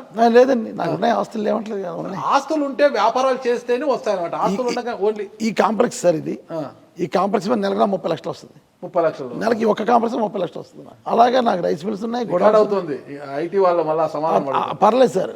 ఇప్పుడు ఈరోజు రిలయన్స్ ఉందండి, రిలయన్స్ నాకు రిలయన్స్ జియో అన్నీ కలుపుకునే 23.5 lakhs ఇస్తున్నారు. ఈ కళ్యాణ మండపాలు ఉన్నాయి, ఫంక్షన్ హాల్స్కి, న్యాచురల్స్ కూడా కింద అతను 30,000 ఇస్తాడు. ఇవన్నీ వైట్ అమౌంట్లేండి, ఇబ్బంది లేదు. మొత్తం వైట్లో వచ్చే అంతా వైట్. అంటే ఎలాంటి అక్రమాలు లేకోకుండా కేవలం సక్రమంగా వస్తున్న ఆదాయం. సార్ నాకు 2 ఆడపిల్లలే, 2 డాక్టర్లే, పెళ్ళి అయిపోయినాయి, హైదరాబాద్లో ఉన్నారు వాళ్ళు. ఇద్దరిని డాక్టర్లకే ఇచ్చారు కదా సార్? అల్లుడే డాక్టర్లు అమ్మా, 4 డాక్టర్లు హైదరాబాద్లో బ్రహ్మాండంగా సెటిల్ అయ్యారు. నేను ₹1 ఇచ్చే పని లేదు, ₹1 నాకు అవసరం లేదు. వాళ్ళకి ఎవరు కట్టగాలు ఇచ్చేసాను. ఇది నేను రాజకీయంలో తగ్గట్టుకుంటానా లేకపోతే నేను పోగు చేస్తానా వాళ్ళకి అనవసరం. నాకు వచ్చే ప్రతి ఇన్కమ్ కూడా అవసరమైతే రాజకీయానికి వచ్చి పెట్టుకుంటాను, లేకపోతే దాచుకుంటాను, అంతే సార్. నాకేం ఖర్చు ఉంటుంది సార్? నాకు ఏ అలవాట్లు లేవు, చెడు అలవాట్లు ఏమీ లేవు. నాకున్న ఒకే అది మంచిగా కూడా నాకు ఏకే ఖర్చు రాజకీయం ఖర్చు. అంటే మీరు మీడియాని లెక్క చేయరు, అధికారులను లెక్క చేయరు, ఎవరిని లెక్క చేయరు అంటుంటారు. ఎవరు మీకు ఎదురు తిరిగినా కూడా వాళ్ళని తరిమి అనేది మీకున్న విద్య. అదే లేదు సార్, నేను లేనిపోయిన ఆరోపణలు అంటే ఒప్పుకోండి సార్, నా మనసు నచ్చదు. నిజంగా నేను ఏమైనా తప్పు చేసి ఎవరినంటే డిఫరెంట్గా అది నేను తప్పు చేశానంటే స్పందించను, లేకపోతే తప్పు చేసాను ఒప్పుకుంటాను. లేనిపోయిన ఆరోపణలు చేస్తే అసలు పండు నాకు నచ్చదు. అది ద్వారంపూడి గారిలో దైవభక్తి ఎక్కువ ఉందంటారు కదా. దైవభక్తి ఎక్కువ ఉన్న వారికి ఈ జాతకాల పిచ్చి కూడా ఎక్కువగా ఉంటుంది అనమాట. నిజంగా మీకు జాతకాల పిచ్చి ఉందంటారా? ఫాలో అవుతాను సార్, మరి ఎక్కువ ఫాలో అవుతాను. ఏది ఎక్స్ట్రీమ్ కాదు సార్. జాతకాలు ఫాలో అవుతాను కానీ మరీ ఎక్కువ ఎక్స్ట్రీమ్లోకి వెళ్ళాలి సార్. చూపించుకున్నారు ఈసారి మీ జాతకాన్ని చూపించుకున్నారు. నేను గెలుస్తున్నాను, జగన్ గారు కూడా గెలుస్తున్నారు సార్. మీరు గెలుస్తున్నారు, జగన్ గారు గెలుస్తున్నారు, ఇద్దరు గెలుస్తారా? అలా కాదు, జగన్ గారు ముఖ్యమంత్రి అవుతాడు, నేను కూడా గెలుస్తున్నాను. అది చెప్పండి, నేను గెలుస్తాను, జగన్ గారు గెలుస్తారు, ఇద్దరే గెలుస్తారా? Why not 175? కేసీఆర్ గారికి అష్టమిషం జరుగుతుంది, ఆయన ఓడిపోయాడు. చంద్రబాబు నాయుడు కూడా అష్టమిషం జరుగుతుంది సార్. మీకేం జరుగుతుంది? నాకు తెలుసు సార్. ఇద్దరికి అష్టమిషం జరుగుతుందని తెలిసినప్పుడు మీకేం జరుగుతుందో తెలుసుకోలేదు. మధ్యజాతకం సార్, మీరు మహజాతకరా? మహజాతకం కాదు కానీ ఎమ్మెల్యేగా గెలిచే జాతకం, డౌట్ లేదు, గెలిచేస్తాను. జగన్ గారికి అయితే శుక్రమహాదశ నడుస్తుంది అని బుధ మహాదశ జరుగుతుంది. బుధ మహాదశ చూడండి, అసలు మీలో నాకు శుక్రుడు జరుగుతుంది. మీకు జరుగుతుంది అంటే వై నాట్ 175 అంటున్నారు జగన్మోహన్ రెడ్డి. ఆ వై నాట్ 175లో మొదటి విజయం కాకినాడ నుండే నమోదు అవుతుంది అని అనుకోవచ్చు అంటారా? మొదటి విజయం మా ముఖ్యమంత్రి గారు పులివెందుల నుంచి, రెండో విజయం కాకినాడ నుంచి. కాకినాడ నుంచి ఆయన నగ్గారు, తర్వాత నేను నగ్గారు. అంటే మొదటి విజయం అక్కడ, రెండో విజయం అక్కడ. ఇంకోటన్నా సార్ చెప్పే దాంట్లో మనం గమనించాలి, ఒకటి బాగా అండర్లైన్ చేసుకోవాలి, చాలా మంది గమనించారు ఏంటంటే మొదటి విజయం రెండో విజయం అని మీరు ఎట్లయితే చెప్తున్నారో ఇదే విధంగా వీళ్ళిద్దరి రిలేషన్షిప్ కూడా నడుస్తుందట, జగన్ గారిది అండ్ సార్ది. అంటే అన్న కెపాసిటీ ఏంటి అంటే ఇక్కడ నుంచి ఇప్పుడు సార్ ఫోన్ తీసిందంటే జగన్ గారికి డైరెక్ట్ గా ఫోన్ కొట్టే ఏకైక వ్యక్తి ఎవరు పార్టీలో అంటే చంద్రశేఖర్ గారు. నేను కూడా వినపడ్డాను. ఎందుకంటే జగన్ గారి రాజకీయ అరంగేట్రం కూడా ఇక్కడే జరిగింది. అప్పట్లోనే రాజమండ్రి నుంచి దాదాపు 10,000 బైకులతో ర్యాలీగా తీసుకొచ్చారు. ఎందుకు ద్వారం పూడి జగన్ ని రాజకీయాల్లోకి తీసుకొస్తున్నావు, ఎందుకు ఏదో వ్యాపారాలు చేసుకుంటున్నదో, ఎందుకు అవసరమా అని రాజశేఖర రెడ్డి గారు పిలిచి శుతిమెత్తగా ఆయనని అందరి కూడా తెలిసింది. రాజకీయ అరంగేట్రం ఇక్కడే జరిగింది, మనకు ఇక్కడ జరిగింది సార్. ఓకే, జగన్ గారికి కాకినాడ మొట్టమొదటిసారి నేను రాజకీయ పరంగా మొట్టమొదటిసారి నాకు అవకాశం ఇచ్చారు రాజశేఖర్. ఆ రోజు మీ ఆధ్వర్యంలో జగన్ గారికి ఇక్కడ రాజకీయ అరంగేట్రం జరిగింది. ఈ రోజు అదే జగన్ గారు రాష్ట్ర ముఖ్యమంత్రిగా కుర్చీలో కూర్చున్నారు. ఎలా ఉంది అసలు మీకు? చాలా సంతోషం సార్, అంతకన్నా ఇంకేం కావాలి సార్. జగన్ గారు ఇప్పుడే కాదు ఎప్పుడు కూడా ఆ పొజిషన్లో ఉండాలని నా కోరిక. ఉన్నతమైన స్థానాలు ఉండాలి, మంచి మనిషి సార్, మనసున్నవాడు, ఎప్పుడు కూడా ప్రజల కోసం ఏదో చేయాలని ఆతృతున్న మనిషి. కనుక అటువంటి మనిషి రాష్ట్రానికి ఉండాలి. కష్టం ఉంది అంటే వెంటనే స్పందిస్తారు. ఒకటి చెప్తాను సార్, ఓకే, చాలా క్లియర్ ఎగ్జాంపుల్. కరోనాలో ప్రైవేట్ హాస్పిటల్ దోచేస్తున్నాయి. అప్పుడు ఒక బ్యాంకులో పనిచేస్తున్నారు రాజమండ్రిలో, ఇద్దరు షెడ్యూల్ క్యాస్ట్ వాళ్ళే, ఇద్దరు చిన్నపిల్లలు, బ్యాంకులో ఉద్యోగం వచ్చి 4 months అయింది అంతే. ఐ థింక్ HDFC బ్యాంక్ ఏదో, కాకినాడ వాస్తవ్యులు వాళ్ళు. అందులో ఫస్ట్ భార్యకి కరోనా వచ్చింది, బెడ్ కూడా దొరకలేదు సార్ హాస్పిటల్స్లో. నాకు ఫోన్ చేశాడు పాపం భర్త, నేను ఇక్కడ లక్ష్మీ హాస్పిటల్ అని, కరోనాలో అన్ని హాస్పిటల్ చేసేవారు కాదు సార్, ఆ హాస్పిటల్ చేస్తుంటే ఫోన్ చేసి చెప్తే 3 లక్షలు కట్టమన్నా. 3 లక్షలు కట్టాడు, భార్యని అక్కడ జాయిన్ చేసాడు. తర్వాత నా దగ్గర లిస్ట్ ఉండేది సార్, అంటే లిస్ట్ మార్నింగ్ పెట్టుకుని నేను చేసే పని ఉంది కరోనాలో, లిస్ట్ పెట్టుకుని ప్రతి పేషెంట్ ఎలా ఉన్నాడో కనుక్కోవటం, వెంటనే వాళ్ళ రిలేటివ్స్కి ఫోన్ చేసి ఈరోజు మీ వాడు పాలు తాగాడట, బాగానే ఉన్నాడట, ఇంజక్షన్లు ఇచ్చారో జ్వరం లేదు, రికవర్ అయిందని ఏదో ఆ స్టేటస్ అంతా నేను వాళ్ళ తాలూకాలు ఫోన్ చేసి చెప్పడం, ఇదే పని నాకు డ్యూటీ, ఇదే డ్యూటీ అండి. సో పేషెంట్ కండిషన్ పాపం వెళ్ళి చూడడానికి లేదండి, కరోనాలో వెళ్ళి చూడలేరు కదా, ఇదే డ్యూటీ పాపం వాళ్ళు నేను చేసేవాడిని. ఒకరోజు 3 daysకి అమ్మాయి రికవర్ అయిందని చెప్దాం కదా, అతను ఫోన్ చేస్తే అతను ఫోన్ ఫ్రెండ్ ఎత్తి గవర్నమెంట్ హాస్పిటల్ జాయిన్ అయ్యాడు సార్ అని చెప్పాడు. ఏమంటే ఇతర కరోనా వస్తుంది సార్, ఆ భార్యతో తిరగడం వల్ల ఇతరు కూడా కరోనా వస్తుందని చెప్పారు. అయిపోయిందండి. మళ్ళీ అమ్మాయి డిశ్చార్జ్ చేయాలి, అమ్మాయి తగ్గిపోయింది, అమ్మాయి డిశ్చార్జ్ చేయాలని ఇంకో 3 days ఫోన్ చేశాను నేను.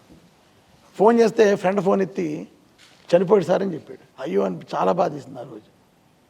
అబ్బాయి చనిపోవడానికి కారణం ఏంటంటే డబ్బు లేకపోవడం. అతని దగ్గర 3 లక్షలు భార్య కోసం కట్టాడు, భార్య బతికింది. జీజీహెచ్లో జాయిన్ అయ్యాడు, మరి జీజీహెచ్లో ట్రీట్మెంట్ ఏమైందో ఎలాగుందో జాయిన్ అయ్యారు కూడా నాకు చెప్పలే, చనిపోయాడండి. నాకు అరౌండ్ 6:30 అలా తెలిసింది, చాలా బాధేసింది. ఇంకా నాకు ఉండలేకపోయాను.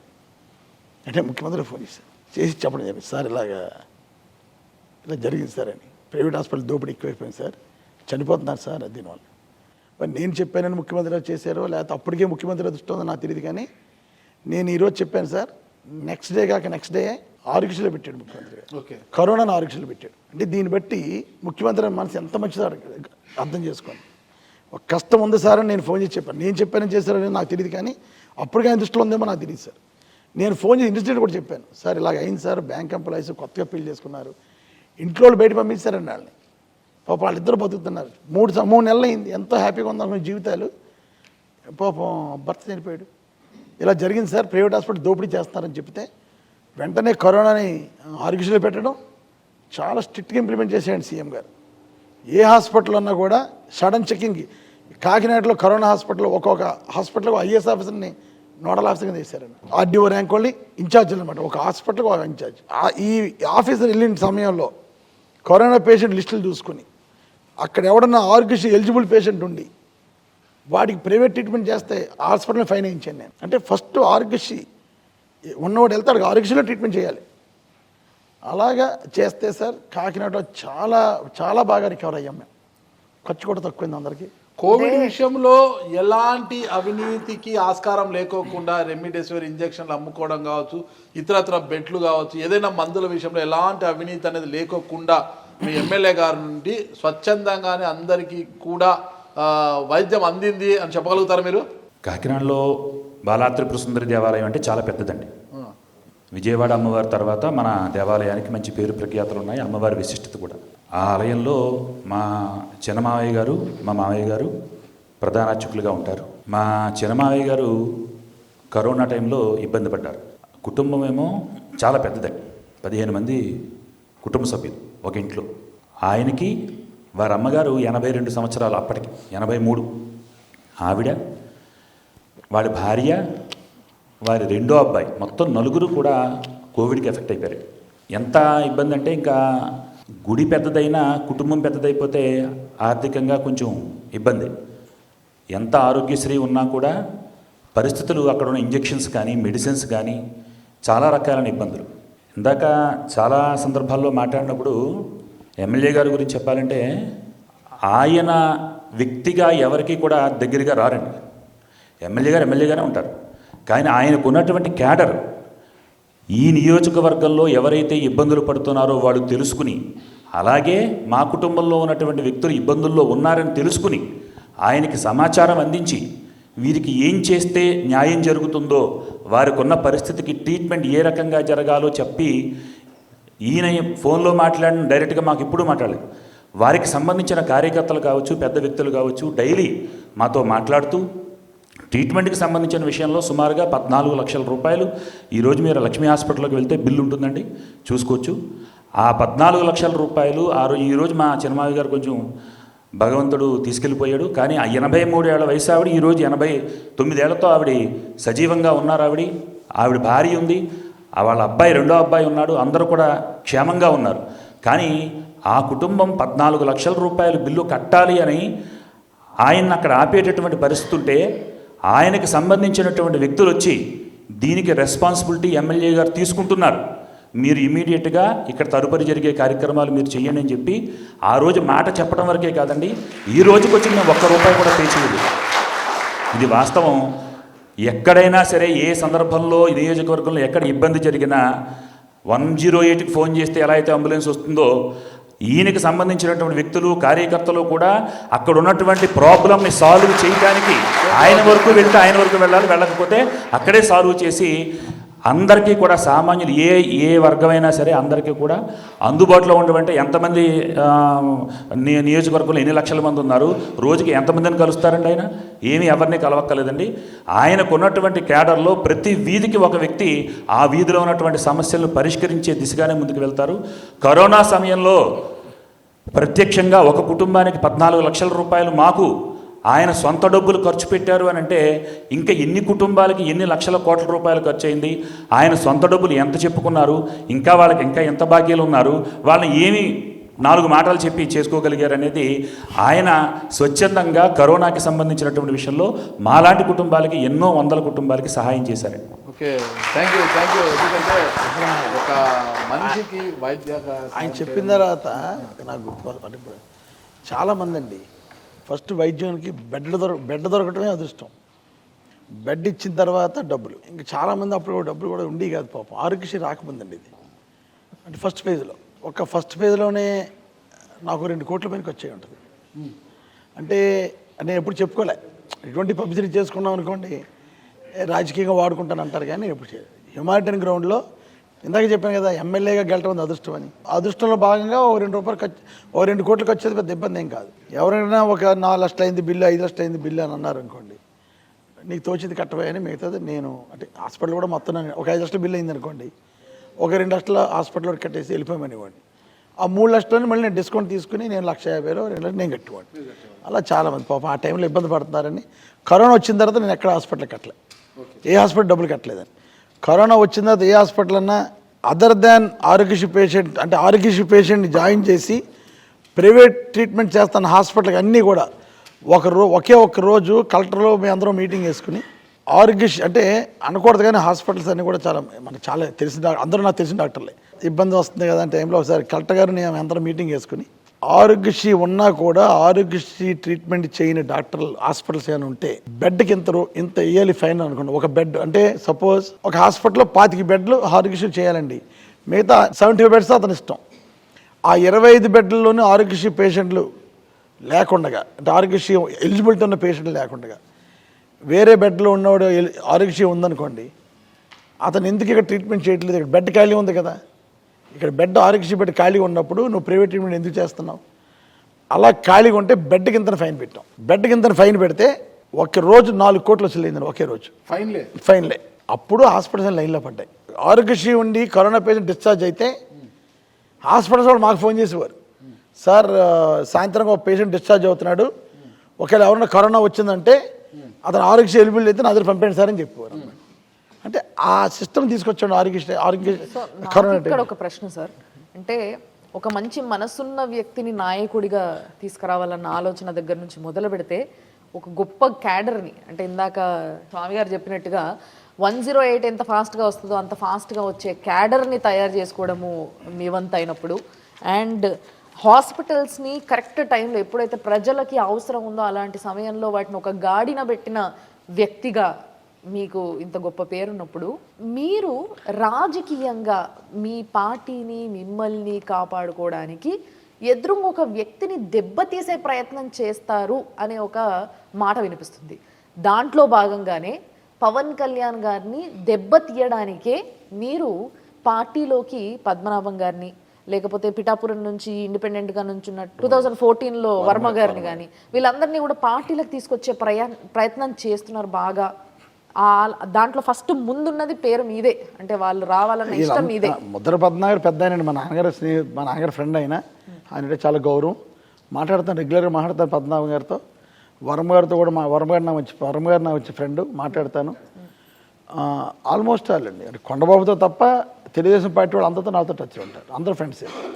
ముమ్మడివరం ఎక్స్ఎమ్మెల్యే బుచ్చిబాబు ఫ్రెండే, ఎక్సెప్ట్ కొండబాబుతో మాట్లాడకూడదు కదండి, పొలిటికల్ వేరే ఉంటుంది. అలాగే పొలిటికల్ వేరే ఉన్నప్పుడు మాట్లాడకూడదు సార్, నా అపోజిటే కదా ఇక్కడ.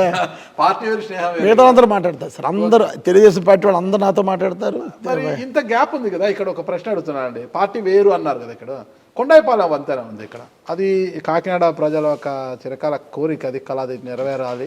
అది నెరవేర్చిన ఘనత మీదే, ద్వారంపూడి గారి లేదనేది. ఏ పార్టీ అధికారంలోకి ఉంటే గినా అది పూర్తి చేసిన తర్వాత వారి తండ్రుల పేర్లు లేదంటే ఆ పార్టీ పెద్దల పేర్లు వాళ్ళ పార్టీ ఏదో ఒకటి పెట్టుకుంటారు అనమాట. కానీ ఎవరికి అర్థం కాకుండా ముత్తా గోపాలకృష్ణ గారి పేరు పెట్టారు. ముత్తా గోపాలకృష్ణ వంతెన వారధిగా నామకరణం చేశారు. అసలు కారణం ఏంటి? అసలుకి మీరు పార్టీ వేరని స్నేహితుడైన కొండబాబుతో మాట్లాడడానికే సంకోచిస్తున్న మీరు, వెనకడిగిస్తున్న మీరు, మీ హయాంలో పూర్తి చేసిన వారధిని ముత్తా గోపాలకృష్ణ గారి పేరు ఎందుకు పెట్టారంటారు? అసలు కాకినాడలో నాకు తెలిసిన ఎమ్మెల్యే మల్లాడి స్వామి గారు, నేను, కొండబాబు, ముత్తా గోపాలకృష్ణ గారు. కరెక్ట్గా చెప్పాడు. ముత్తా గోపాలకృష్ణ గారు ఎప్పుడు కూడా కాకినాడ బాగుండాలి, కాకినాడ కొత్తదనం ఏదో చేయాలి, కాకినాడ అభివృద్ధి చేయాలని ఎప్పుడు అదే మైండ్ తిన్నవాడు ఆయన. ఈరోజు కాకినాడలో అంటే నేను అభివృద్ధి చేస్తున్నా, నేను ఆయన చూసి నేర్చుకున్నది. ఎప్పుడు కూడా ఏదో చేయాలని దృక్పథం ఉన్న మనిషి. సో ఆయన పేరు పెట్టాలని ఆ బ్రిడ్జ్ తెచ్చింది ఆయనండి, అంటే ఫౌండేషన్ ఆయనే చేశాడు 2009లో. తర్వాత నేను ఎమ్మెల్యేని అయ్యాను, నేను స్టార్ట్ చేశాను పని. తర్వాత నేను ఓడిపోయాను. కొండబాబు ఏమీ చేయలేదు. నేను ఓడిపోయే టైంకి ఎలా ఉందో మళ్ళీ మనం గెలిచే టైం కూడా అలాగే ఉంది. 5 years అతనే ముట్టుకోవాలి. మళ్ళీ నేను వచ్చిన తర్వాత దాన్ని ఫాస్టప్ చేసి అప్పుడు ముత్తా గోపాలకృష్ణ గారు రాజశేఖర్ ఉన్నప్పుడు 3 ROBలు తీసుకొచ్చారు. 3 ROBలో 2 ROBలు నేను ప్రారంభించేశాను. ఒకదానికి సంజయరావు గారి పేరు, అంటే ఎక్స్ సెంట్రల్ మినిస్టర్ సంజయరావు గారి పేరు. ఒక బ్రిడ్జ్కి ఏమో డాక్టర్ వైఎస్ రాజశేఖర్ గారి పేరు పెట్టాను. సో మూడోది ఈ బ్రిడ్జ్లని తెచ్చింది ఈయన, డెవలప్మెంట్ చేసింది ఈయన, కాబట్టి ఆయన పేరు పెట్టుకుందాం. పైపెచ్చు కాకినాడ పట్టణంలో డెవలప్ చేశాడండి ఆయన, అందులో డౌట్ లేదు. కాకినాడలో ఎవరు అనేది చెప్తారు, ముత్తా గోపాలకృష్ణ గారు కాకినాడను కొంచెం అందంగా చేయాలని దృక్పథం ఉన్న మనిషి. అందుకని ఆయన పేరు పెడదామని చెప్పేసి నేను ఆయన పేరు పెట్టడం జరిగింది సార్. ముత్తా గోపకృష్ణ భారతి. అది సంస్కారం. ఆయన పేరు పెట్టుకోవడం నా అదృష్టం. చాలా గొప్ప మనసు మీది. అదేవిధంగా కాకినాడ పోర్టు ఉంది, ఇక్కడ కార్మికులు, లేబరు వీళ్ళంతా ఎక్కువ ఉంటారు కాబట్టి ఈఎస్ఐ ఆసుపత్రి అనేది చాలా నీడ్ ఇక్కడ. మరి ఈఎస్ఐ ఆసుపత్రిని 100 కోట్లతో తీసుకొచ్చి కాకినాడకి ఒక తలమానికంగా ఉండేలా ఒక నిర్మించి ఉన్నారు ఇక్కడ. కానీ మీ హయాంలోనే మీరు ఎమ్మెల్యేగానే ఈఎస్ఐ ఆసుపత్రిని ప్రారంభింపజేస్తారంటారా? శంకుస్థాపన ప్రారంభోత్సవం చేస్తాం సార్. ఆల్రెడీ రన్నింగ్ లో ఉంది. డాక్టర్స్ ఉన్నారు, స్టాఫ్ వచ్చారు. మొన్నే ఒక 10 days అయిందండి. మేము మోడీ గారు ఇనాగ్రేట్ చేశారు. పూర్తి స్థాయిలో అయిపోయింది సార్. పూర్తి స్థాయిలో ఉంది. బ్రహ్మాండం కట్టాం. అదృష్టం అంటే మేమే శంకుస్థాపన చేసి, నేను వంగగీతా విశ్వనాథన్ గారు ఎంపీ మేడం గారు, ఇందులో పూర్తి కృషి మేడంది కూడా ఉంది. సెంట్రల్ గవర్నమెంట్కి వెళ్ళి ఇక్కడి నుంచి వెళ్ళిపోయిన హాస్పిటల్ ఇది. ఇక్కడి నుంచి రాజమండ్రి షిఫ్ట్ అయిపోయిన హాస్పిటల్ని మళ్ళీ వెనక్కి తీసుకొచ్చి మేడం గారు. ఎలా సాధ్యమైంది అది? పొలిటీషియన్ అనుకుంటే సాధించలేదు ఏమీ లేదు సార్. ఈరోజు నేను ఒకడు వస్తాడు నా దగ్గరికి, సపోజ్ నాకు చాలా కష్టంగా ఉంది అండి, ఏదో చెప్తాడు ప్రాబ్లం, మనస్ఫూర్తిగా మేము చెయ్యాలని భావిస్తే చేసేయగలం సార్. అది ఎంత కష్టమైనా చేసేయగలం. మాకు ఉండాలంతే మనసు చేయాలని. పొలిటీషియన్ అనుకుంటే కానిది ఏమీ లేదంటారు మీరు. పొలిటీషియన్ అవతల ఉన్నది కూడా పొలిటీషియనే కదా. ఎక్కడ సార్? రాజమండ్రిలో కూడా అదే కదా అంటున్నాను. రాజమండ్రిలో ఏ పొలిటీషియన్ అంటే కానిది ఏమీ ఉండదు. అక్కడ పొలిటీషియనే, అక్కడ మా పార్టీ ఉన్నది పొలిటీషియనే కదా. ఇక్కడ ఉన్న పవర్ పొలిటీషియన్. నేను అదే చెప్పాను కదా, అక్కడ పవర్ లేని పొలిటీషియన్. అక్కడ మా పార్టీ వాళ్ళు ఉన్నారు. లాజిక్ ఏంటంటే పొలిటీషియన్ అనుకుంటే ఏదైనా చేయగలడు అన్నారు. నేను గీత గారు అనుకున్నాం, సాధించాం అంతే. అవతల వాళ్ళు కూడా పొలిటీషియన్సే కదా. అనుకోలేదేమో. ఓకే, మీరు అనుకున్నారు, తెచ్చారు. వాళ్ళు అనుకోలేదు, అందుకే మీ వైపుకి వచ్చింది ఈఎస్ఐ ఆసుపత్రి. పవర్ పొలిటీషియన్ అయిన మీరు మరి పవర్ కాదులేండి అంటే అన్న చెప్తున్నారు కదా పవర్ పవర్ పొలిటీషియన్ కాబట్టి వెళ్ళిపోయిన ఈఎస్ఐ ఆసుపత్రి ఇంటికి తిరిగి వచ్చింది. మీ హయాంలోనే పూర్తి చేసుకున్నారు. కాదు సార్, అది అక్కడ మా పొలిటీషియన్ అన్న గతంలో ఉన్న పాలకులు, తెలుగుదేశం పార్టీ అధికారులు ఉన్నప్పుడు అంతకుముందు పాలకులు, కేంద్ర మంత్రి పలనాథ్ గారు చేసేసారు. మాకు ఇక్కడ పెద్ద పెద్ద శాఖలు చేశాడు ఆయన. డెవలప్మెంట్ జరగలేదు మాకు. కాకినాడ పట్టణానికి ఈరోజు పలనాథ్ గారు ఏం చేశారు అని అనుకుంటే ఏమీ లేదు. మనం రాజకీయాల్లో ఉన్నప్పుడు, మన ప్రజలు మన మీద నమ్మకంతో గెలిపించినప్పుడు, మనం ఏ స్థాయిలో ఉన్నా ఉన్నత స్థాయికి ఇంకా వెళ్తే ఇంకా బాగా. ఈరోజు బాలయ్య గారి పేరు చెప్పుకోవట్లేదని మేము. మరి బాలయ్య గారు ఉన్నప్పుడు ఏం చేశాడు అభివృద్ధి? మాకే బ్రహ్మాండమైన అభివృద్ధి చేశాడు ఆయన. సో రాజకీయాలు ఉన్నప్పుడు మన పేరు చెప్పుకునేలాగా చెయ్యాలని నా భావన. ఎన్నికల సమయంలో, ఇంకా ఎన్నికలు ఒక 2 నెలలు ఉన్నాం కానీ మీరు ఇక్కడ ఏదైతే డైరీ ఫామ్ దగ్గర కలియుగదేవి వెంకటేశ్వర స్వామి ఆలయం నిర్మించారు, అక్కడ కళ్యాణోత్సవం జరిపించారు. అది కూడా అంగరంగ వైభవంగా జరిపించారు. స్వామి చేయించుకున్నాడు సార్ అలాగే. ఓకే, స్వామి చేయించుకున్నారంట. స్వామివారి ఆశీర్వాదం దొరికిందా మీకు? ఉంటుంది సార్. దొరికిందా? ఉంటుంది, ఎప్పుడు ఉంటుంది. ఎందుకు ఆ సమయంలో స్వామివారి కళ్యాణం అంత పెద్ద ఎత్తున చేయాలనిపించింది మీకు అసలు? అంటే యాక్చువల్గా గుడి పూర్తయిన తర్వాత కళ్యాణం చేయాలనుకున్నానండి. గతంలో ఒకసారి ఇక్కడ ఆనందభారతిలో చేశాను. ఆనందభారతి గ్రౌండ్ మ్యాక్సిమం 10,000 మంది ఎక్కువ పట్టరు. ఆ రోజు చాలామంది బయట నిలబడిపోయారు పాపం. స్వామివారి కళ్యాణం చూడలేకపోయారు. నాకు తెలిసిన బయటకు 7-8 మంది ఉన్నారండి. అందరికీ చూపించాలి కళ్యాణం అని. మళ్ళీ చేయిస్తాను స్వామి, నీ కళ్యాణం చాలామంది చూడలేకపోయారు అని అనుకుని రంగరాయ మెడికల్ కాలేజ్ గ్రౌండ్లో పెట్టాను. అక్కడ 35,000 కుర్చీలు వేసి, తిరుపతి నుంచి ఒక 40,000 లడ్డూలు తెప్పించి, వచ్చిన ప్రతి వాడికి ప్రసాదం ఇచ్చి, అక్కడ 40,000 మందికి, అంటే ఒక 5,000 మందికి ఎక్స్ట్రా కూడా టిఫిన్లు కూడా అన్నీ వండించి అన్ని ప్రమాణం చేస్తారు. ఎక్కడ ఇంత ఇన్సిడెంట్ లేదు సార్. స్వామివారు చాలా ఆనందంగా కళ్యాణాన్ని జరిపించుకున్నారు. అక్కడ ఆనందంగా ఎవరైనా చూసారా కళ్యాణాన్ని? స్వామివారి కళ్యాణాన్ని అందరూ చూశారు సార్ ఆల్మోస్ట్. ఓకే, మీ అనుభూతిని చెప్పండి. చాలా బాగా చేశారు సార్. అటువంటి కళ్యాణం ఎప్పుడు చూడలేదు సార్. ఆ తిరుపతిలో అక్కడ చేస్తారని అనుకున్నాం, కానీ అదే కళ్యాణం కాకినాడలో చేసి చాలా ఆనందం కలిగించారు మా చంద్రశేఖర్ రెడ్డి గారు. నేను గుడి కట్టాం కదా సార్, స్టార్టింగ్లోనే గుడి 4 కోట్లు అవుద్ది. అంటే గుడి కాంట్రాక్టర్ 2,60,00,000 అండి. ఆ రాతి గుడి కట్టడానికి 2,60,00,000 రూపాయలు. ఆ శిల్పికి మిగతా ఫౌండేషన్ కానీ మిగతా ఈ విగ్రహాలు కానీ మళ్ళీ ఎన్ని అవుతాయి కదా సార్ ఎక్స్ట్రా ఖర్చులు. 4 కోట్ల రూపాయలు అవుద్దని ఎస్టిమేషన్ ఇచ్చారు నాకు. ఓకే గోయడా, నేను ₹1 కూడా డొనేషన్ తీసుకోలేదు సార్. నేను ఎందుకు తీసుకోలేదంటే ఇవ్వరని కాదు. ఈరోజు నేను అడిగితే నా మీద నమ్మకంతో ఇచ్చే ఫ్రెండ్స్ చాలామంది ఉన్నారు. కానీ నేను తెలుగుదేశం పార్టీ వాళ్ళు భయపడి నేను డొనేషన్ తీసుకోలే. తెలుగుదేశం పార్టీ వాళ్ళు ఎటువంటి వాళ్ళు అంటే, అదిగో చంద్రశేఖర్ రెడ్డి గుడి పేరు చెప్పి దోపిడీ చేసేస్తున్నాడు, గుడి పేరు చెప్పి అందరి డొనేషన్ వసూలు చేసేస్తున్నాడు. ఈరోజు ఇంత స్వచ్ఛంగా తెల్లగా పాలలా ఉన్నానంటే కారణం నేను ఎవరి దగ్గర ఒక్క రూపాయి ఈ రోజు కూడా తీసుకోలేదు. పెద్ద మనిషి ఆయన ఉన్నాడు. ఆయన మన గుడికి వచ్చి గుడి ఒకడో కట్టకూడదు సార్, అది కరెక్ట్ కాదు, గుడిలో ఎంతో కొంత ఒక రూపాయి అన్నా సరే గోడ డొనేషన్ తీసుకోండి అని చెప్పాడు. అది నాకు మొన్నే చెప్పారు కాబట్టి అంటే 4 కోట్ల గుడి పూర్తి అయిపోయింది, ఇంకా కొన్ని కాంపౌండ్లు కూడా కట్టాలి సార్, అది టీటీడీ నిధులతో కడుతున్నాను. అంటే 5 కోట్లు అవుతుందండి గుడికి ఇప్పుడు దగ్గర. సో అది అయిన తర్వాత అందరిని ఇన్వాల్వ్ చేస్తారు. చాలామంది స్నేహితులు వచ్చి ఇప్పుడు 1 లక్ష రూపాయలు ఇస్తాం, 2 లక్షలు ఇస్తాం, 3 లక్షలు ఇస్తాం అంటే వాళ్ళు ఒకటే చెప్పాను, మీరు ఏది ఇచ్చినా వస్తు రూపాయన ఇవ్వండి. ఒక వెండి ప్లేటో లేకపోతే వెండి హారతి ఇచ్చిదో లేకపోతే వెండి గంటో లేకపోతే రాగి గంట ఏదో ఇవ్వండి, దాని మీద మీ పేరు రాయించుకోండి, ఇవ్వండి. అక్కడ వాళ్ళు వచ్చినప్పుడు ఆ వస్తువు కనపడాలి, అక్కడ వాడికి కూడా ఆనందం కదండి. ఇప్పుడు నేను గుడిలో వాడి దగ్గర 10 లక్షలు తీసుకుని గుడిలో పెట్టాను అనుకోండి, ఎక్కడుంది గుడిలో తెలియదు కదా సార్, పబ్లిక్ తెలియదు. ఇప్పుడు అదే వాళ్ళు డొనేషన్ ఇచ్చినప్పుడు చూసుకున్నాడు అనుకోండి, అదిగో స్వామివారికి ఒంటి మీద ఉన్న ఒంటి మీద ఉన్న ఆభరణాలు నేనే ఇచ్చాను, అదిగో నా దండ అదిగో లేకపోతే నా పాదాలు అయ్యో వెండి పాదాలు అయ్యో అని అనుకోవడానికి బాగుంటుంది. సో అందుకని ఈరోజు వరకు స్వామివారికి కట్టిన గుళ్ళో 1 రూపాయి కూడా డొనేషన్ తీసుకోలేదు సార్. నేను డొనేషన్ ఇవ్వడానికి వ్యక్తులు రెడీ ఉన్నా కేవలం వీళ్ళు ఒక ఫాల్స్ ఎలిగేషన్ కోసం చెప్పి ఎవరికి అవకాశం ఇవ్వలేదు నేను. సరే, 2019లో కాకినాడ నియోజకవర్గం ప్రజలు మీకు అవకాశం ఇచ్చి మళ్ళీ అసెంబ్లీకి రెండవసారి అసెంబ్లీకి పంపించారు కదా. ఈ 5 ఏళ్ల కాలంలో ఏదైతే ఆ రోజు అంటే నవరత్నాలు కాకుండా లోకల్గా ఇవి నేను సాధించాల్సిన ప్రగతి ఈ విధంగా ఉంది అని అనుకున్నారు, అంత ప్రగతిని 5 ఏళ్ల కాలంలో చేసి చూపించేశారా, ఇంకా చేయాల్సింది ఏమన్నా ఉందా? చేస్తాను సార్, చేశారు, వీలైనంత వరకు అన్నీ చేస్తాను సార్. మిగిలిపోయినవి ఏమున్నాయి? మిగిలిపోయేది ఒకటి నాకు ప్రధానమైనది 30,000 మందికి ఇళ్ల పట్టాలు ఇచ్చాను సార్. 650 ఎకరాలు కొన్నాం, రోడ్డు వేసాం, ఫిల్లింగ్ చేసాం, 30,000 మందికి పట్టాలు ఇచ్చాం. 11,000 ఇల్లులు మొదలుపెట్టాం, కన్స్ట్రక్షన్ అవుతుంది సార్. ఇప్పుడు నా నెక్స్ట్ టార్గెట్ 30,000 మందికి కూడా ఇల్లు కట్టించేస్తాను, 100%. ఇంకొకసారి దేవుడి దేవాళ్ళు వీళ్ళందరూ అవకాశం ఇస్తే 30,000 మందికి ఇల్లు కట్టించాలి సార్. చాలా అవకాశం ఇస్తే ఎప్పుడు కూడా దేవుడి దయ అనేది ఉండాలి సార్ అందరికీ. అందుకని మనం గెలిచేస్తాను అనకూడదు, గెలిచేస్తామని తెలిసినా కూడా గెలిచేస్తాను అనకూడదు, దేవుడి దయ వల్ల అని ఒక మాట పెట్టుకుని. బుధదశ చెప్పారు కదా, బుధదశ నాది శుక్రుడు సార్, శుక్రదశ, శుక్ర మహాదశ చెప్పారు కదా. మరి డౌట్ ఉందా? ఇంకా ఆ దశ డౌట్ కాదు సార్, ఏదన్నా కూడా నేను గెలిచేస్తున్నాను అన్నాను అనుకోండి, దేవుడు రెండు ముట్టుకెళ్ళి వేస్తాడు. అంతేనంటారా? వీడికి పొగర పెరిగిపోయిందిరా బాబు.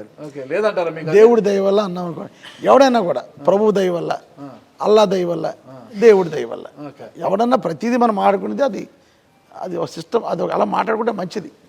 అలా దేవుడి దయ వల్ల గెలుస్తుంది. మరుక్షణమే 30,000 మందికి ఇల్లు కట్టాలి సార్, అది నా కోరిక సార్. కట్టేస్తాను. ఓకే, ఖచ్చితంగా కట్టేస్తామంటారు. చూద్దాం, ప్రజలు కూడా అవకాశం ఇస్తారు. ఫైనల్గా ఒకటే అండి, ఏ నియోజకవర్గంలో తీసుకున్నా కూడా ఆ ప్రజలకు 3 అంశాల్లో ప్రధానంగా నీడు ఉంటుంది అన్నమాట. విద్య, వైద్యం, ఉపాధి. ఈ 3 కూడా వాళ్ళకి చాలా నీడు ఉంటుంది అన్నమాట. విద్య అవసరము, తర్వాత వైద్యం అవసరము, ఉపాధి కూడా అవసరం అంట. ఈ రంగాల్లో మీరు అనుకున్న మేరకు ప్రగతి సాధించాను, విద్యాపరంగా ఈ సంస్కరణ చేయగలిగాను, ఇవి మార్పులు తెచ్చాను మా కాకినాడలో, వైద్యపరంగా ఈ విధంగా చేయగలిగాను, ఉపాధి పరంగా ఇంతమందికి ఉపాధి కల్పించాను అని గట్టిగా చెప్పగలరా మీరు? చాలా గట్టిగా చెప్పగలను సార్. ఎలాగంటే విద్యాపరంగా 90 కోట్ల రూపాయలు ఖర్చు పెట్టి నాడు నేడు ప్రభుత్వ పరంగా చేయడం జరిగింది సార్. ఇక్కడ మాకు ఎస్ఆర్ఎంటీ సంస్థ ఉంది, ఎస్ఆర్ఎంటీ శారద గారని, ఆయన ఎండి గారు. నేనంటే చాలా ఇష్టంగా ఉంటారు. ఆయన ఒక వ్యక్తిత్వం బట్టి సార్, ఎంత ఇష్టం అంటే బాగుంటుంది. అలానే కాదు సార్, పవన్ కళ్యాణ్, చంద్రబాబు వాళ్ళు పొలిటీషియన్స్ సార్, ఈయన వ్యాపారస్తులు. సో ఒక 2 కోట్ల రూపాయలు ఇస్తానంటే ఇక్కడ పిఆర్ కాలేజీలో బాయ్స్ హాస్టల్, బాయ్స్ స్కూల్ ఉంది, అది బ్రహ్మాండంగా క్లాస్ రూమ్స్ కట్టించాం. విద్యపరంగా అన్ని రకాలుగాను జగన్మోహన్ రెడ్డి గారు బ్రహ్మాండంగా చేశాడు. వైద్యపరంగా కాకినాడలో 4 పిహెచ్ సెంటర్లు ఉండి, పబ్లిక్ హెల్త్ సెంటర్స్ 4 ఉండి సార్. ఈరోజు 13 ఉన్నాయి, అంటే 4తో కలుపు. అంటే ఈ 4 కాక మొత్తం ఇంకో 9 పిహెచ్ సెంటర్లు కట్టాను. అంటే నాకున్న 13 సెంటర్లోనూ నాకున్న వార్డులు 43. ఇన్ ఎన్ యావరేజ్ ప్రతి 3 వార్డులకి అంటే మీకు ఆల్మోస్ట్ వాళ్ళు ఓట్లు వచ్చేదారు 15 వస్తారండి, జనాభా వచ్చేదారు 20,000 వస్తారు. సో ప్రతి 20,000 నుంచి 25,000 జనాభాకి ఒక పిహెచ్ సెంటర్ ఉంది. అక్కడ అన్ని రకాల సదుపాయాలతోటి పిహెచ్ సెంటర్ రన్ అవుతున్నాయి. ఈరోజు జగన్మోహన్ రెడ్డి గారు ఈ వైద్యపరంగా ఎంత డెవలప్ చేశారంటే, కాకినాడలో ఏ మూలన్నా ఎవరికైనా ఇబ్బంది వస్తే గవర్నమెంట్ హాస్పిటల్కి వెళ్ళాలి సార్, దూరం. ఈరోజు ఒక జ్వరం కానీ, ఒక రొంప కానీ, ప్రెగ్నెంట్ లేడీస్ కానీ, పీడియాట్రిషియన్స్ అంటే పిల్లలు చంటి పిల్లలు ప్రాబ్లమ్స్ ఉన్నా వాళ్ళు గవర్నమెంట్ హాస్పిటల్ వెళ్ళే పని లేదు, వాళ్ళు గవర్నమెంట్ హాస్పిటల్ వెళ్ళే పని లేదు, వాళ్ళు అక్కడ దగ్గరలో పిహెచ్ సెంటర్ చూపించేసుకుంటే చాలు, అక్కడే మందులు కూడా ఇచ్చేస్తున్నాం. అంటే 4 పిహెచ్ సెంటర్లు ఉండే కాకినాడని ఈరోజు 13 పిహెచ్ సెంటర్లు కట్టడం జరిగింది. ప్రతి 3 వార్డులకి అంటే 10-15 వేల ఓటర్లకి ఒక పిహెచ్ సెంటర్ ఉంది సార్. సో వైద్యపరంగా బ్రహ్మాండంగా చేసాం. ఉపాధిని వచ్చారు కదా, ఇక్కడ మేమందరం ఉండేది పోర్ట్ బేస్డ్. పోర్ట్లో ఏ కార్మికుడు ఖాళీ లేదు ఈరోజు, నిత్యం పని. మా కార్మికుల పనితో పాటు ఇంకా సరిపోకపోతే యూపీ నుంచి బీహార్ నుంచి కూడా వచ్చి ఇక్కడ పని చేసుకుంటున్నారు. ఒకటి ఎగ్జాంపుల్ చెప్తాను సార్, మాకు హెచ్ఎంఎస్ సంస్థ అని చాలా పెద్ద అసోసియేషన్, పోర్ట్ యాక్టివిటీ అంతా కూడా అందులో ఆ యూనియన్ సభ్యులే చేస్తారు. మొన్న పండక్కి జనవరిలో ప్రతి సంవత్సరం జనవరిలో వాళ్ళకి బోనస్ ఇచ్చుకుంటారు. గతంలో నేను 2009-2014 ఎమ్మెల్యే అయినప్పుడు వాళ్ళ పండక్కి ఇచ్చే బోనస్లు 25 లక్షల రూపాయలు, 30 లక్షల రూపాయలు తప్ప ఉండేది కాదు.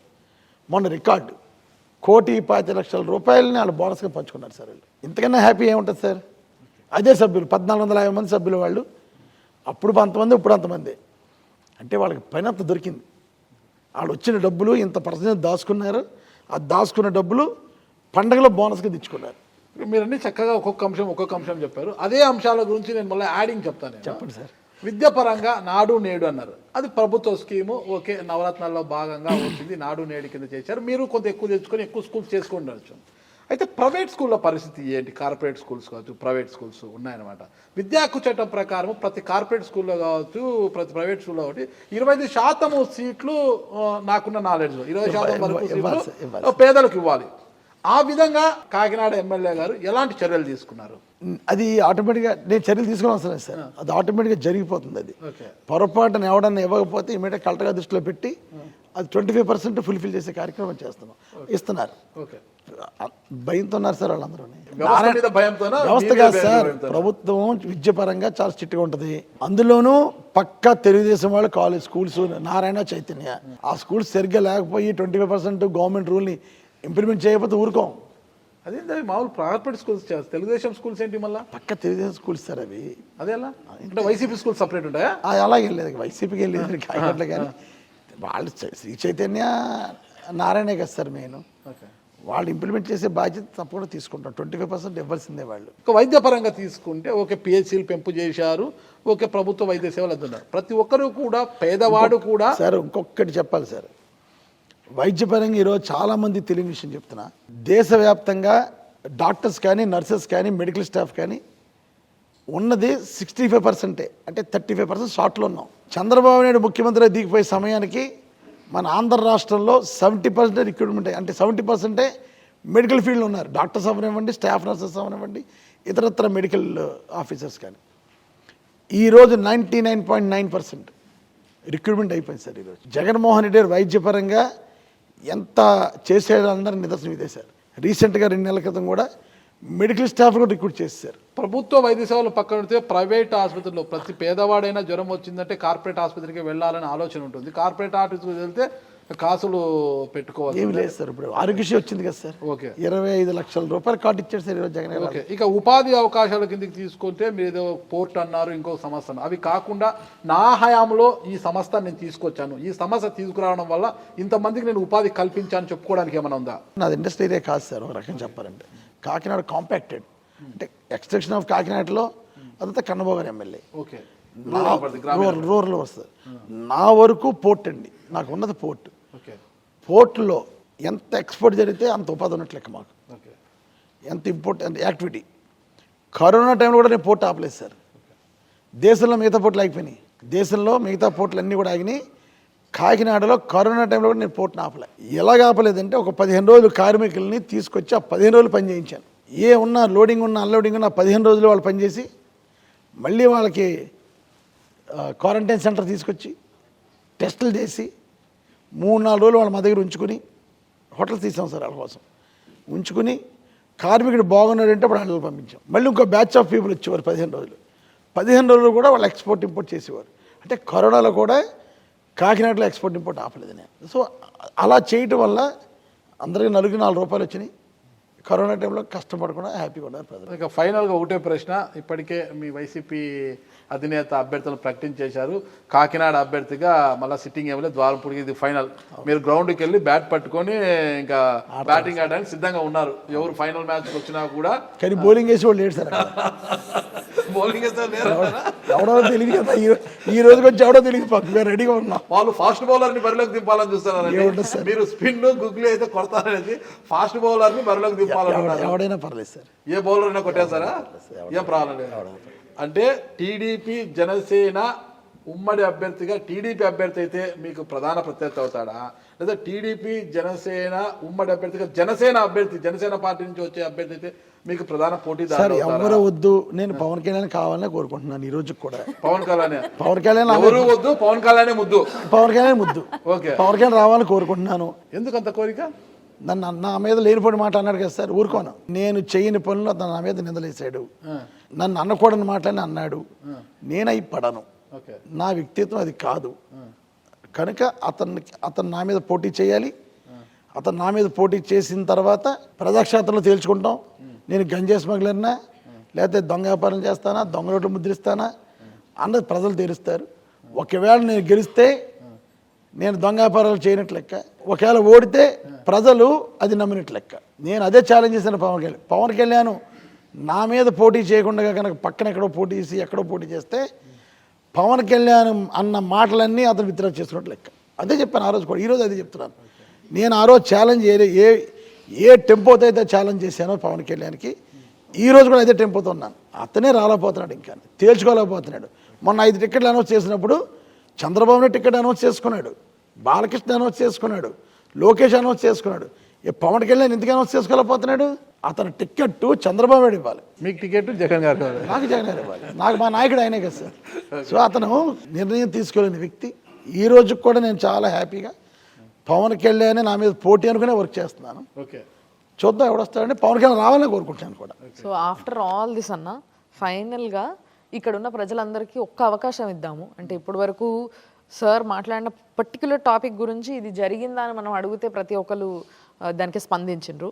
కానీ ఇప్పుడు అంటే ఇంత చూసిన తర్వాత సార్ గురించి తెలిసిన వాళ్ళు, తెలవని వాళ్ళు, తెలియని విషయాలు తెలుసుకున్న వాళ్ళు ఇంతమంది ఉన్నారు కాబట్టి ఈసారి సార్ గెలిస్తే, అంటే ఉత్తి ఇక్కడ ఉన్న వాళ్ళు ఓటేస్తే సరిపోదు కాబట్టి ఈసారి సార్ గెలిచిన తర్వాత సార్ చెయ్యాల్సింది ఇది ఉంది, మాకు ఇది కావాలి అని రిక్వెస్ట్ పెట్టుకునే వాళ్ళు ఎవరైనా ఉన్నారా?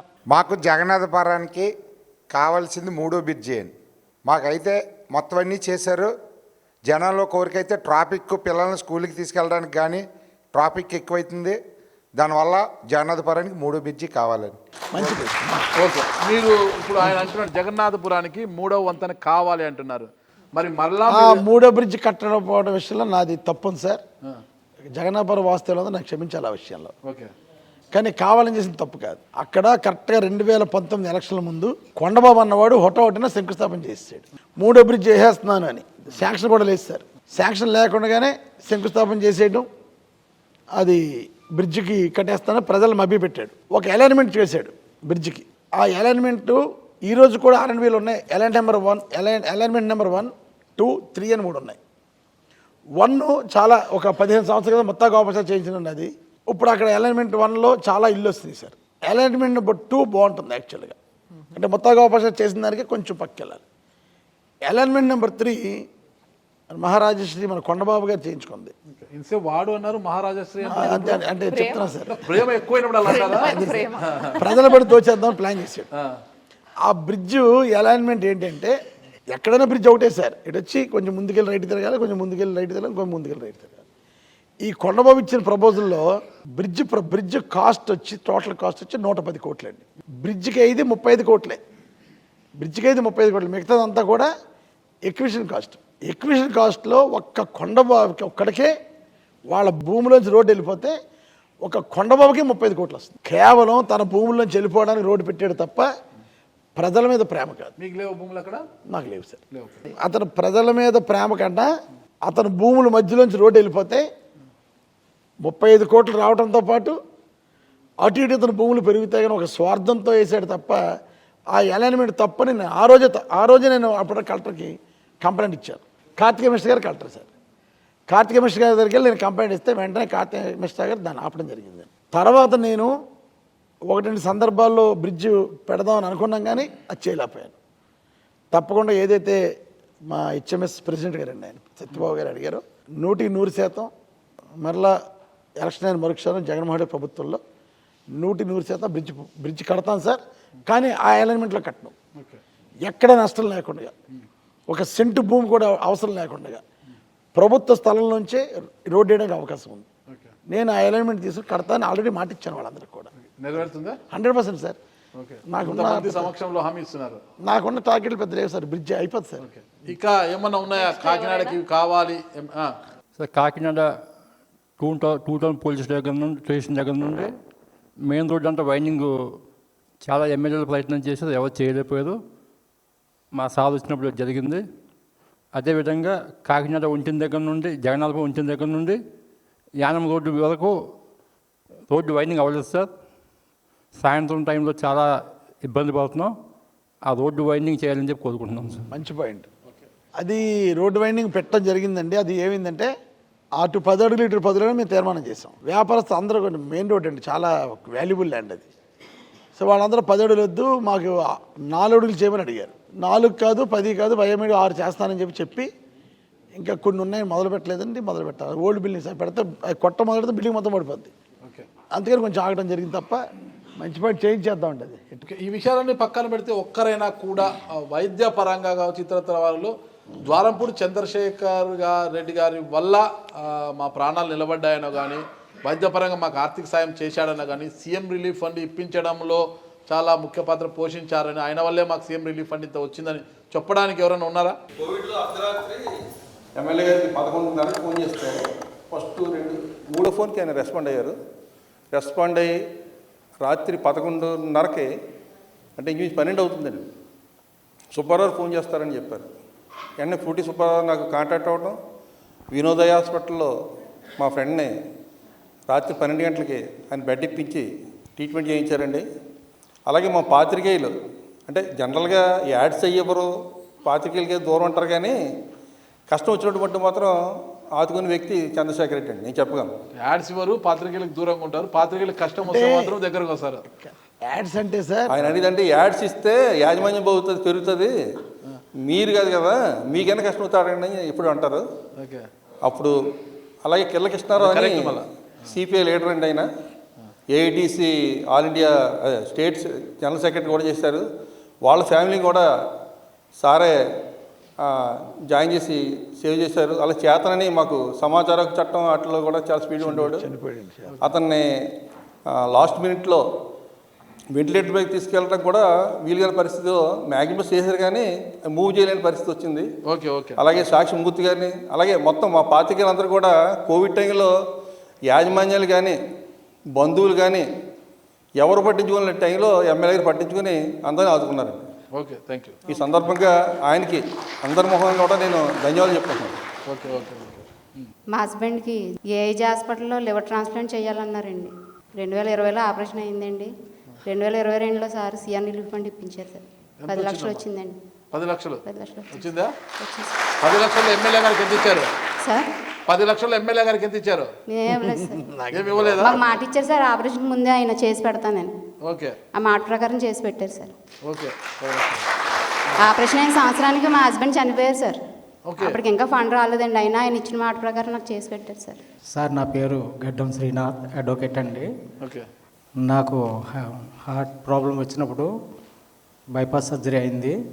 బైపాస్ సర్జరీ అయితే నాకు మా బార్ అసోసియేషన్ తరపు నుంచి అందరూ కూడా హెల్ప్ చేద్దామని చూసినప్పుడు అప్పటికప్పుడు నన్ను వైజాగ్ స్టార్ పినాకిల్లో జాయిన్ చేశారు. తర్వాత నేను వచ్చిన తర్వాత నేను సీఎం రిలీఫ్ ఫండ్ పెడితే సార్ నాకు 2 lakhs శాంక్షన్ చేయించారు. I'm very happy. తర్వాత సార్ ఒక రిక్వెస్ట్ ఏంటంటే మన హాస్పిటల్లో థొరాసిక్ సర్జరీ ఏమన్నా ఏర్పాటు చేస్తే ఓపెన్ హార్ట్ సర్జరీకి అది అందరికీ ఉపయోగపడుతుంది అనుకున్నాను సార్. ఎందుకంటే ప్రైవేట్ హాస్పిటల్కే వెళ్తున్నారు. అది మీ ద్వారా అయితే ఫస్ట్ అంటే అందరూ హ్యాపీగా ఫీల్ అవుతారు. మొన్న క్యాత్ ల్యాబ్ ఓపెన్ చేశారు సార్. క్యాత్ ఓపెన్ చేసామండి. అవును సార్. అంటే దానికి సంబంధించి హార్ట్ సర్జరీస్ కోసము ప్రత్యేకంగా అంటే మొన్నటి వరకు మా కాకినాడలో అండి ఒక 6 months బ్యాక్ వరకు కూడా కార్డియాలజిస్టులు లేరు. ఇప్పుడు కార్డియాలజిస్టులు వేస్తామండి. కార్డియోథెరిక్ సర్జన్ వేయాలి. అది కూడా ఖ్యాతి వచ్చిందండి. ఇప్పుడు ఖ్యాతి ల్యాబ్ వచ్చింది కాబట్టి కార్డియోథెరిక్ సర్జన్ కూడా చేస్తాం. అది కూడా రిక్రూట్ చేయాలి. కార్డియాలజిస్టులు రిక్రూట్ చేస్తాం. అంతకుముందు హార్ట్ ప్రాబ్లం వచ్చి ఏమన్నా అంటే జనరల్ మెడిసిన్ డాక్టర్ దగ్గరికి వెళ్ళేవారండి. వాళ్ళే ట్రీట్మెంట్ చేసేవారు. ఇప్పుడు క్లియర్గా కార్డియాలజిస్టులు వచ్చారు, డిఎం కార్డియాలజిస్టులు. సో ఇప్పుడు సార్ అన్నట్టు కార్డియోథెరిక్ సర్జన్ ఇవ్వాలి. అది ఫైనల్గా సార్ కాకినాడ ప్రజలకు ద్వారంపూడి చంద్రశేఖర్ రెడ్డి గారు ఇచ్చే పిలుపు ఏంటి? అసలు ఈసారి మీరు గెలిచి ఏం చేయాలనుకుంటున్నారు? వారికి ఎలాంటి పిలుపుని ఇవ్వబోతున్నారు? 1-2 ఇందులో మన వాళ్ళు చెప్పినట్టు జగన్నాపురం 3rd బ్రిడ్జ్ ఒకటి ఇంపార్టెంట్ సార్. ట్రాఫిక్ పరంగా మెయిన్ టార్గెట్ ఏం కాదు సార్, 30,000 మందికి ఇల్లు పట్టాలి ఇవ్వగలిగాం. సో అది అదృష్టం. వాళ్ళకి ఇల్లు కట్టాలి సార్, అదే టార్గెట్ నాకు. ఇంకా చిన్నవి ఉంటాయి రాజకీయాల్లో ఉన్నప్పుడు, ఏదో అడుగుతుంటారు, మనం చేస్తుంటే అది ఇబ్బంది ఏం కాదు, చేసేయగలం కూడా. మెయిన్ ఊరు వరకు అంటారా, మొత్తం నాకున్న 43 వార్డులు డెవలప్ చేశాను సార్. మీరు ఎక్కడికైనా చూసుకోవచ్చు. రోడ్డు లేదని ఎవడో చెప్పడు, డ్రైన్ లేదని ఎవడో చెప్పడు, శానిటేషన్ బాగోలేదని ఎవడో చెప్పడు, లైటింగ్ బాగోలేదని ఎవడో చెప్పడు. అన్ని బ్రహ్మాండంగా చేయగలిగాను. అంటే నాదే స్టేట్లోనే one of the best constituency అని చెప్పొచ్చు నేను. ఒకటి ఏంటంటే ఇల్లు లేని వాళ్ళు చాలామంది ఉన్నారు. అర్బన్ అండి ఇది, మాది అర్బన్ అవటం వల్ల ఇల్లు లేని వాళ్ళు చాలామంది ఉన్నారు. జగన్మోహన్ రెడ్డి గారు కూడా చాలా బాగా సహకరించారు ఆ విషయంలో. రాష్ట్ర వ్యాప్తంగా 30 లక్షల ఇల్లు ఇచ్చినా కాకినాడలో ఇలా కావాలన్నా అంటే 30,000 ఇల్లు ఇచ్చి ఆల్మోస్ట్ అందరికి స్థలాలు కొని అందరికీ పట్టాలు ఇచ్చాను. స్థలం కూడా చూపించాను అందరికీ. సో వాళ్ళందరికీ కూడా ఇల్లు కట్టించారు. 2024 ఎన్నికల్లో ఫైనల్ మ్యాచ్ ఆడడానికి సిద్ధంగా ఉన్న మీరు మ్యాచ్లో విజయం సాధించడం కోసము కాకినాడ ప్రజలకు ఎలాంటి పిలుపు ఇవ్వబోతున్నారు? పిలిపేమో సార్, అంతా నేను పనిచేశానని నమ్మితే, కాకినాడ అభివృద్ధి చేశానని మీరు నమ్మితే, మీకు జగన్మోహన్ రెడ్డి గారు వచ్చే సంక్షేమాలన్నీ కూడా ₹1 కరప్షన్ లేకుండా, నేనే కాదు నా కింద వాళ్ళు కూడా ₹1 కరప్షన్ లేకుండా చేశానని మీరు నమ్మితే గెలిపించండి అని వెళ్తాను. నేను 30,000 ఇల్లు కడతానని ప్రమాణం చేస్తానని కూడా చెప్పాను. ఈ 2 వేలలో వెళ్తాను సార్, అంతే. నా పేరు నగేష్ అండి. మామూలుగా అందరూ DCR అంటారు. మేము సరదాగా ఇవాళ ఓట్ ఆఫ్ థ్యాంక్స్ విషయంలో don't worry for D, come to me any time for C, R for rights, R for rescue. That is this nature. So ఎందువల్లనంటే నేను సెవరల్ టైమ్స్ ఇప్పుడు ఆయన పక్కన ఉన్న ఆఫీస్లో అనుకోండి, ఇంట్లో అనుకోండి, ఎవరైనా వచ్చినా, ఎంతమంది వచ్చినా జనరల్గా మేము చూస్తుంటాం, పక్కన PAకి ఆ ఫైల్ ఇచ్చేసి ఇది చూడండి అని చెప్పడం, లేకపోతే మళ్ళీ రండి అని చెప్పడం ఉంటుంది. కానీ నేను ఎప్పుడు చూసినా వెంటనే ఆ మనిషికి ఫోన్ చేసేయడం, అవతల వాళ్ళు ఎవరికో ఏ పని మీద వచ్చారో ఆ మనిషికి ఫోన్ చేసేయడం, నేను ఇది నా పని, నా మనిషి అని చెప్పడం అన్నది నా కళ్ళతో కొన్ని 100 సార్లు చూశాను. సో అందువలన DCRకి నేను అబ్రివేషన్ ఇచ్చాను. వైట్ బాల్ వేస్తారా, స్ట్రైట్ బాల్ వేస్తారా అనేది అది వైట్ బాల్ సార్, 100% వైట్. నేను బ్యాటింగ్ చేసే అవకాశం కూడా ఎవరు నాకు. వైట్లతోనే స్కోర్ వచ్చేస్తుంది, మొత్తం స్కోర్ వచ్చేస్తుంది. చూద్దాం, అది కూడా మాకు కూడా ఆసక్తిగా ఉంది చూడాలని. త్వరలోనే దాన్ని తిలకిస్తాం. Thank you sir.